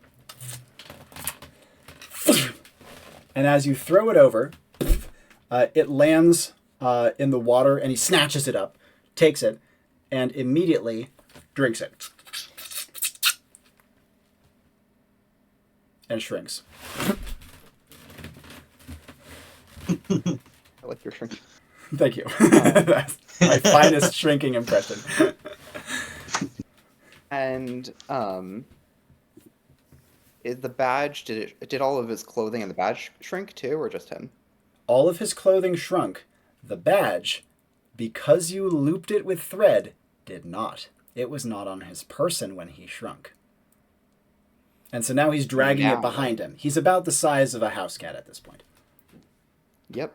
I'm going to start throwing like more and more handfuls of bolts at the badge. And immediately as you start to throw again, you see another like animal channel, in this case field mouse, and he goes scurrying off into the plains. As soon as he starts to run, I'm going to like, God damn it, and embrace darkness. Before we go further, we're going to jump back to the other two. From one intense combat scene to the other. Beautiful. Now, Kareth, Give me that. Give me maybe not the defiance necessarily, because baseline will. Yeah. But give me how you're gonna cooperate with someone else's magic through your corruption. Well, so tell me what if you'll accept this. So, lore-wise, this is true. Kareth is aware of an Enclave agent that he trusts quite a bit, which is Artis. One, because he's worked with her before and enjoyed it. Two, Artis specifically went to the Akrit village and participated in a hunt with them. Ooh. And because of that, she was inducted into the Akrit tribe as like a full-fledged member, like it was an initiation ceremony. Yeah. And like coming of age sort of thing. So he is like aware that they not all Enclave agents will leave you to die. But Kaeranis in particular charged into battle with him, which is kind of their whole thing. They fight together, and whereas he was expecting his agents to leave it behind, like Ellie did, Kaeranis is right there fighting with him, and that will be my justification for this working. That is beautiful. I will give you a baseline defiance to get through the corruption. I will warn you, the next time it's going to be much, much harder. All right. However, barking heal, and striking out twice with your whip, both you and Kaeranis would see the great collar starting to form around its neck. It roars and snarls, and its giant claws reach up and try to gouge at the collar that it feels forming. A mind beast! Kaeranis, actions you would like to take. Yeah, so he's trying. I'm gonna try to kind of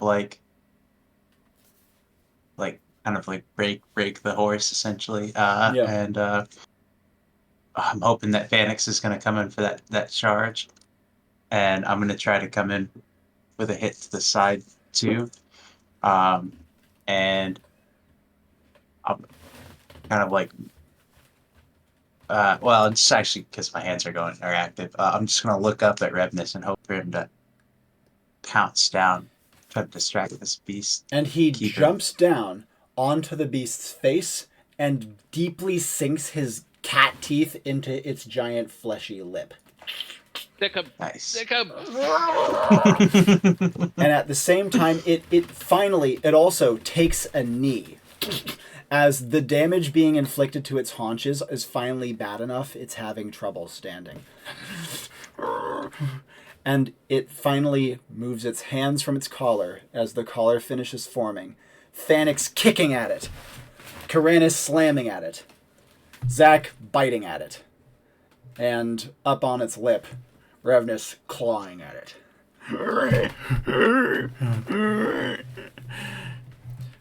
With the defeated creature finally in front of you, collar on it, Sikkim ends successful. What would Kareth like to do? Bask in the glory that he just collared this gigantic beast. I did good. And then, since I don't think this is actually going to last very long, I'm going to command it to leave.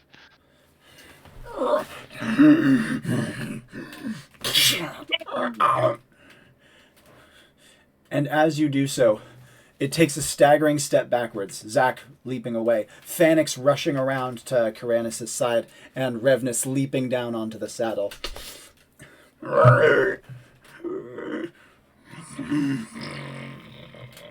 It takes another stalking step backwards. Up the hill, back towards the mural, slowly. Yep. Bullwhip command. Go! And it turns on its tail and flees. Moving fast and silently for its size.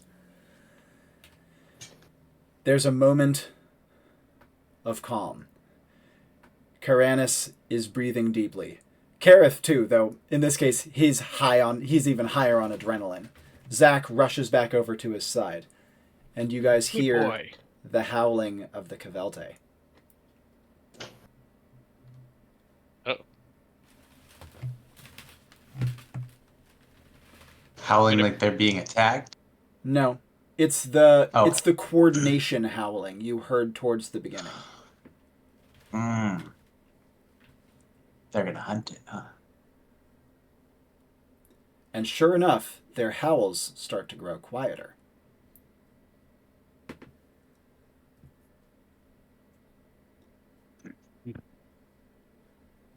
What would these two like to do after these moments of relative peace pass, and the Cavelte hunting pack goes rushing after the giant collared beast? oil up my whip again. Put it to the side. Pet Zach and feed him an animal cracker. Good boy.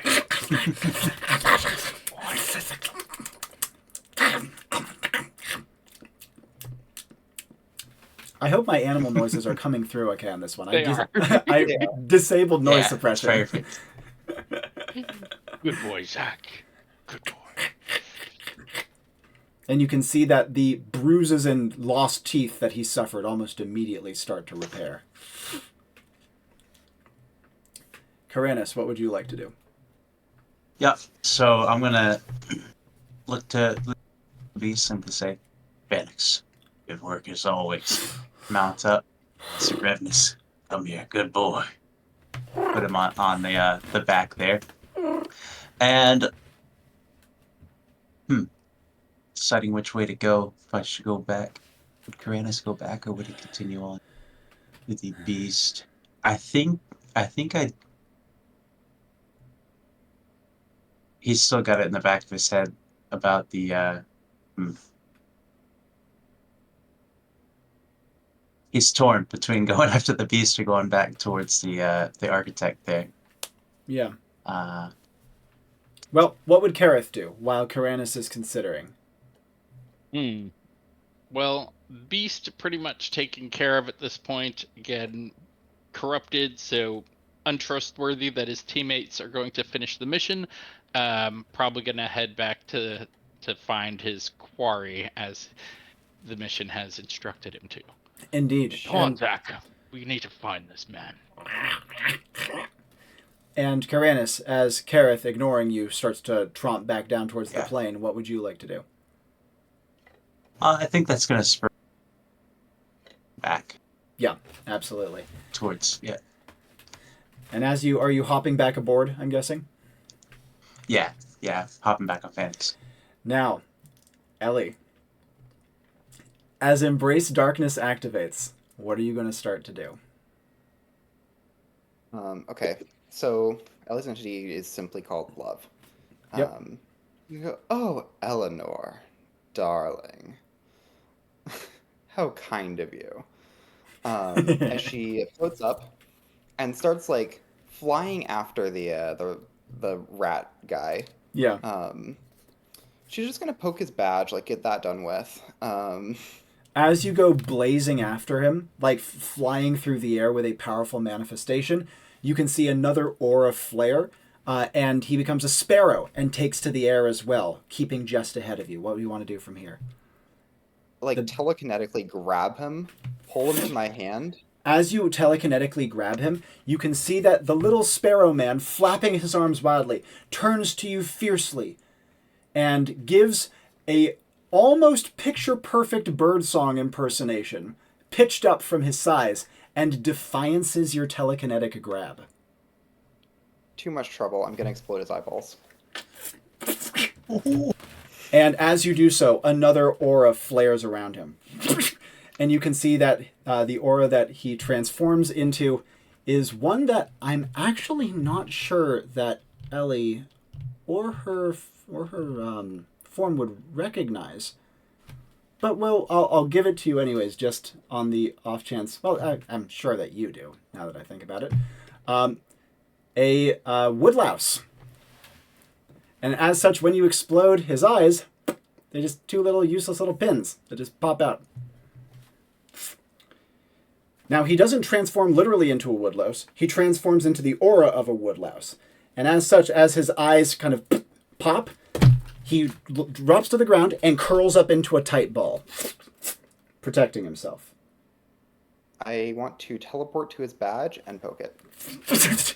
And as you teleport next to the badge and place your finger on it, the little curled up woodlouse man uncurls for a second, unable to see you thanks to the popped out eyes.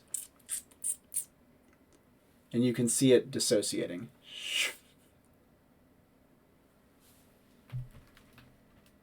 And Love would feel Ellie's badge ping.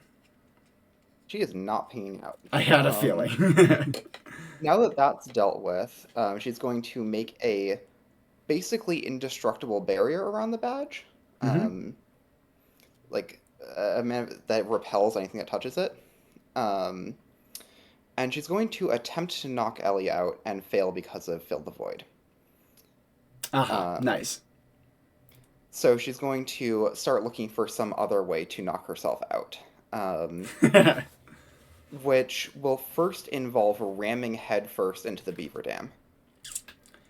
And moving over to the beaver dam, before we go further, Kaeranis and Kareth. The two of you exit from the hill at about the same time, and you see Ellie far in the distance, moving unnaturally in the air, hovering wildly, and then diving.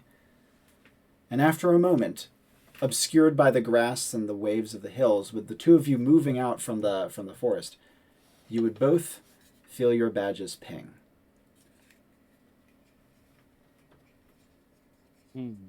Must have got him out. That old Kareth, that's not Ellie. I've seen this before. She's possessed. Possessed. Yes. All the more reason to leave her. And tap. Oh shit. Not this again. He's suspicious. He's corrupted. He's completely Totally corrupted. get it.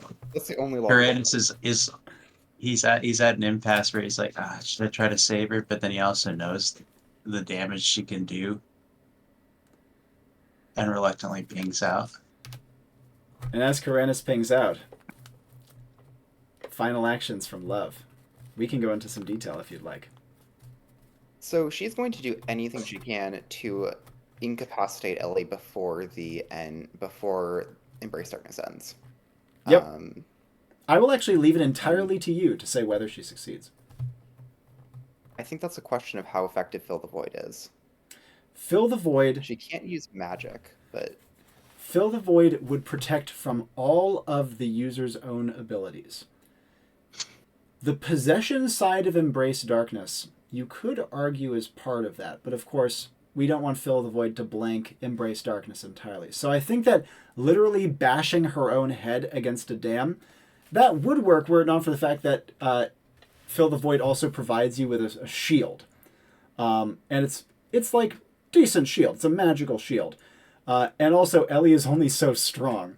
If Ellie had pretty high might and no resilience, yeah, I actually think she might be able to punch through her own shield. she has noodle arms. Yeah, exactly. So I don't think she could actually bash through her own shield. All harm and negative effect source from you. Okay. And how long is the duration of... Oh, max duration high, and that is going to outlast Fill the Void. That is true, but also note how it scales. You are alone in a field with nothing besides random fuck-off birds and fish. Like, there's nothing for Love to do here. I think Love might just get bored. Okay. That is the big question for you to answer. Since cost and duration also scale up this way, I see. Yeah, so she can't use magic because of Fill the Void's automatic nullification. She can't use physical force because of Fill the Void's barrier. Mm-hmm. I don't think that she would succeed in knocking Ellie out. I don't think so either. I'm guessing So- she might be rather annoyed by that too. Very pissed. Yep. But she's definitely going to keep trying for the entire duration. Like, ramming into shit, magically floating stuff above her head and dropping it, like, basically running down the essence pool. How also intelligent to- is love? Quite. Okay, she would definitely think of an option, which is she has water nearby. She's not trying to kill Ellie, just get her knocked out. Yeah. There's a fine line between unconscious underwater and dead underwater. Yeah. The one leads to the other rather easily. But she definitely used the toolbox to start waterboarding herself. Yeah. At least for when the duration ends. And in that case, we can say that when Ellie comes to, she would not only be exhausted because her own body was trying to knock itself out, unsuccessfully, but still tiring. She would be soaked. She'd be coughing up water. She'd be like completely bedraggled face down in the like leftovers of the lodge, of the indestructible frickin' lodge.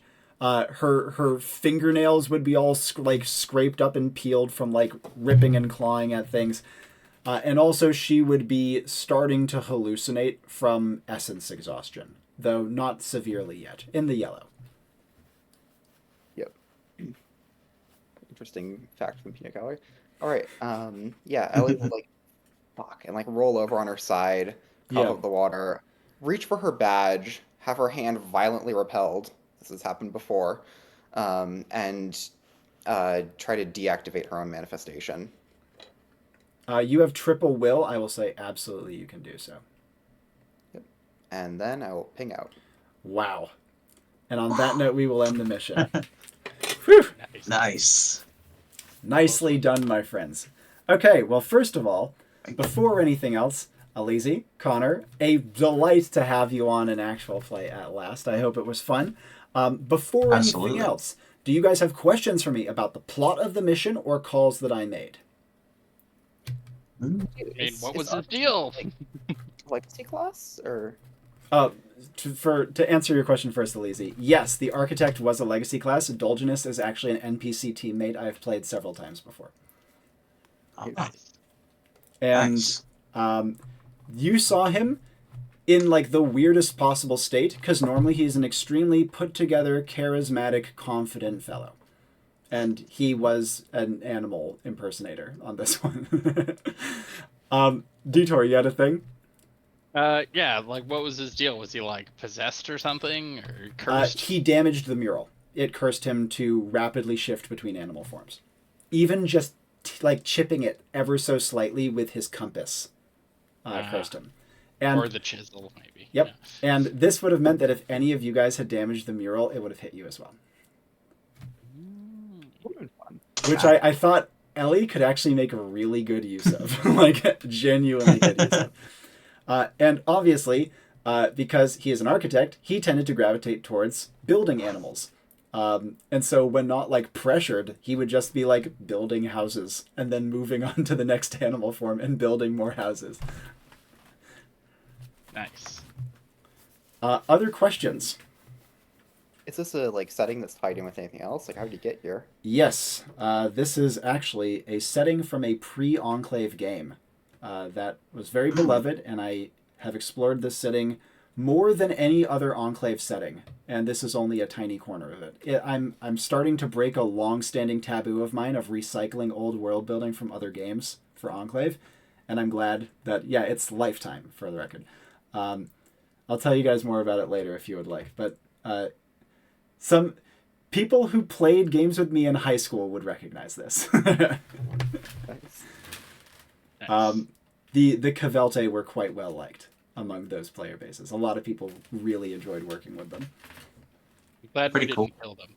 Yeah, the Cavelte were Yeah. a complete smokescreen. I was like, there's a very high Okay. chance they'll just fight them, and that would be a cool fight, and then they'll get turbo fucked by the Apex Predator. Yep. Yeah. Yeah, so I wanted to like throw that in as like a a spook factor because the apex predator, part of the curse of the mural, was that it would only pursue Dolginus unless attacked. So that was your timer. He would get murdered by that thing. Okay. And would not be able to escape it. Even if he turned into a bird and flew, it can throw, as you can see, and it would be able to literally just hurl earth at him and take him out of the sky. Nice. Other questions? When he was getting bigger on the mural, was that just because he was getting closer to Dolginus, or that was part of the mural's own magic. You could think of it. I was kind of putting it in as something that Kareth might be able to play around with. It was almost like a lure sigil of its own. Kind of what I thought. Yeah, where it would draw in this great predator. So that's why they were patting the ground, huh? Yep, coming right here. Got it. Got it. Any other questions? Mission name? No, good. Oh, yeah. Thank you, Mal, for reminding us. Pardon? Oh, did Mal remind? Oh, Mal reminded us. Thank you, Mal. Yeah. Okay. Thoughts on name? What do you think? Well, hey, while we're thinking, I'll review focus words. First, wild mood swings. I think you got that one. I wanted to take wild in a different direction because I've been doing a lot of like very emotional, charged missions recently, and I was like, let's do a change of pace. Let's make the wild mood swings thing that I would normally play for drama like the comedy part. And it was like he was meant to be like actually super fucking annoying to deal with. And like, but he was like, I was pretty sure if you guys worked together, you could get him, and turned out Ellie got him by himself. So that was one. Painted walls, that was the mural. And Wolf Tree, that plus Wolf Tree immediately reminded me of this Lifetime setting. Because it has these sacred murals. And then Wolf Tree, I was like, well, the Cavelte are kind of like wolves, but not really. And they're definitely attuned to nature, but also the Wolf Tree reminded me of the food web nature of the mural, where it goes from wolf to tree and everything in between, you know what I mean? I will say that focus word Wolf Tree, shockingly tough. Like, it took me a lot. I've been giving you the hard ones. You have. I've been really liking it. It's been fun. Because it pushes me to, like, go with ideas I wouldn't normally. Like, I don't think I would have gone with using this setting unless I would, like, really didn't have other ideas. I guess while we're still thinking of mission name, do a brief character review. First of all, Ellie. What an interesting vessel. Very interesting vessel. First of all, you loot goblining with Dolginus' shit was hilarious. And made total sense. That was part of the reason I gave it to you guys, because I was like, yeah, they need a hand with dealing with all this bullshit. It was fun seeing you kind of piece through the puzzle of it. Second of all, the self-targeted fill the voids makes so much more sense now. I really like the dynamic that you so effortlessly establish with your entity. I thought that your like puzzle aspect and like having Ellie deal with like the part of the mission that she knows she can deal with was smart. And I thought that her like discomfort around Kaeranis, at first I was like, I wonder what's the deal. And then by the end I was like, oh, that's the deal. Like, I see why now. So it was cool and believable, and she felt very real and organic. You know what I mean? Yeah. If Love ever saw Kaeranis or Phalanx, she would make it her top priority to kill them. Oh yeah, that makes complete sense. And speaking of which, Kaeranis and Phalanx, I suppose. I love hosting for Kaeranis. He does exactly what I think he's going to do every time. And in this case, though, not only were your combat sequences very cool, your initial kind of like exploration stuff, I was like, okay, let's see what he does with it. The little animal thing was cute, and then you come down and I was like, okay, Cavelte time. Is he going to take the bait? And you actually like took the opportunity to be like, okay, let's see, do it, like scare them off before attacking. That's great moves. I don't know if you guys picked on this. Once you hurt a Cavelte, they're just going to fight you. Like, as soon as you actually hurt one. Tough. But they do a lot of posturing. Like, they don't want to fight. They don't want to hurt you. They just want you to fucking go away, right? Because, I mean, think about it this way. Not only they had that monster coming in, but if one of you idiots damage the mural further, that's another one that they then have to deal with. So, yeah, they were like, go, stop, please, leave. But you did a great job having a really believable tense standoff. And then, of course, the fight sequence was absolutely fucking sick.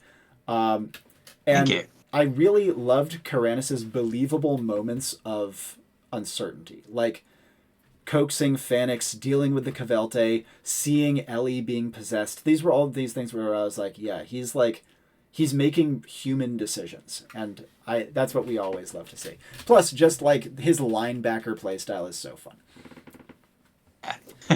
And lastly, Kareth. It's my first time hosting for him at long last, with the Beastmaster finally being out. I will say, seeing some of the callbacks to Goroth stuff was very fun. I quite liked that. But on top of that, Kareth is a really interesting character. Because not only did I love how you played into his corruption in that regard, but he's like kind of jovial, but not really. I don't know like what's a good word for it, but that's kind of the best way I could describe. Oh, and also both of you guys, Connor and Detour, you did a great job of managing your pets. You guys taking some of the load is really important to make companion style gear work. And Kareth, great job not only with your tracking and early play and cooperation with Kaeranis and then working with the corruption, hitting Insidious Whispers, all these were great, but then laying the trap, getting the musk, awesome play as well. It was a really good setup, and the best thing about the whole thing is you realized, oh, that's too big. Yeah. I do not want to keep this thing around. Very, very important play. And then a sick combat sequence and a great way to call her and then send it away. Really well done. Awesome game sense as always. There was a moment there I was like, fuck, is this the second Okrut in a row that I'm going to be killing you? Yeah, fortunately, not a berserker, so not just going to recklessly charge in. Yeah. It was really cool character. And it is very fun hosting for the Beastmaster kid. I hope it's fun playing for it as well. It is. As well. A lot of fun. Really I'm getting another dog now, so now I'm going to have two dogs. Nice. Before we get to mission name, do you guys have any other thoughts for me or about each other's characters and similar? This was a really great setting for for Kaeranis and Kareth both having pets everywhere. Like a super animal themed mission that was great for like Beastmaster and not technically Beastmaster but collecting animals. Getting there, yeah. I'm really glad that came across. I wanted to give them a conducive setting that didn't just give them everything. I didn't want to make like animals crawling everywhere because that would have been too easy. So no, they're animals. They're not gonna like come shoving their nose in your business unless like they have very good reason to. So I'm really glad that translated though. When I was designing the mission, I was like, okay, animal stuff, that's one bucket. And other bucket is weird possessed guy. I was like, I don't know, Ellie, but vessel, that seems vessel-ish. Great. And then as I saw Ellie in action, I was able to be like, okay, this is kind of how she goes about it. I can give her more of a clear picture of hopefully what to do. And I hope that came across. Mission name. What do you guys think? Beast of Bird. Not really. It's kind of together there. Hooked animal, though. Okay. I got Shifting Wild or Arboreal Architect. That's kind of cute. Yeah. Arboreal Architect. God. Especially with the way that you guys were attacking the the monster, I was going to go Nature's Pocket as per usual. Every single time. I like that. God, let's not do that one. You know what? There. He was more than our Arboreal though. Is like the only downside is he did everything. The Wild Architect. Yeah. You know, fuck the Wild Architect, nice and clean. That's a good one. Yeah. Stalking the Wild Architect. Yeah. it. The Wild Architect works great for me. If you guys actually don't mind, Stalking the Wild Architect is kind of funny. But wait, it might be cleaner just to call it the Wild Architect. What do you guys think? I like Stalking the Wild Architect. Nice.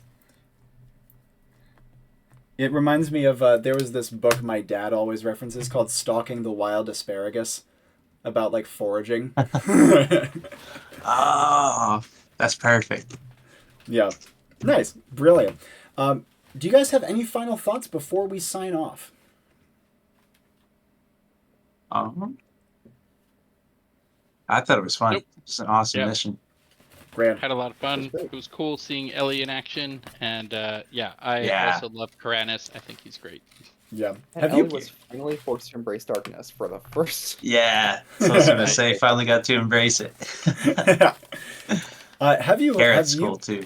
Yeah, Kareth's really cool. Have you gotten to play or host, like, play alongside or host for Kaeranis before, Detour? Or is this your first time? I have hosted for Kaeranis before. Okay, sick. I'm very Yeah. glad. He is fast fires. becoming a mainstay. Yeah. In that case, let us sign off in the same order that we signed on. Detour, what was it? Detour, Connor, Aliizi, something like that. Detour, Aliizi, Connor. Yep. Yeah, I think it We'll was do- these were. Yeah. Okay. Yeah, Detour, Aliizi, Connor. Let's do that. Final notes. Give your sign off, and then we'll wrap this thing up. Yep. Just thanks for playing, everyone. It's always a pleasure. Marvelous. Cool. Yeah. Thanks for having me. Thanks for hosting this mission. It's a lot of fun. It was good playing with you guys. Pleasure as always. And lastly, It was wonderful. I'm Aliizi. Bye. and as always, my name is Robbie Howell, and ciao for now.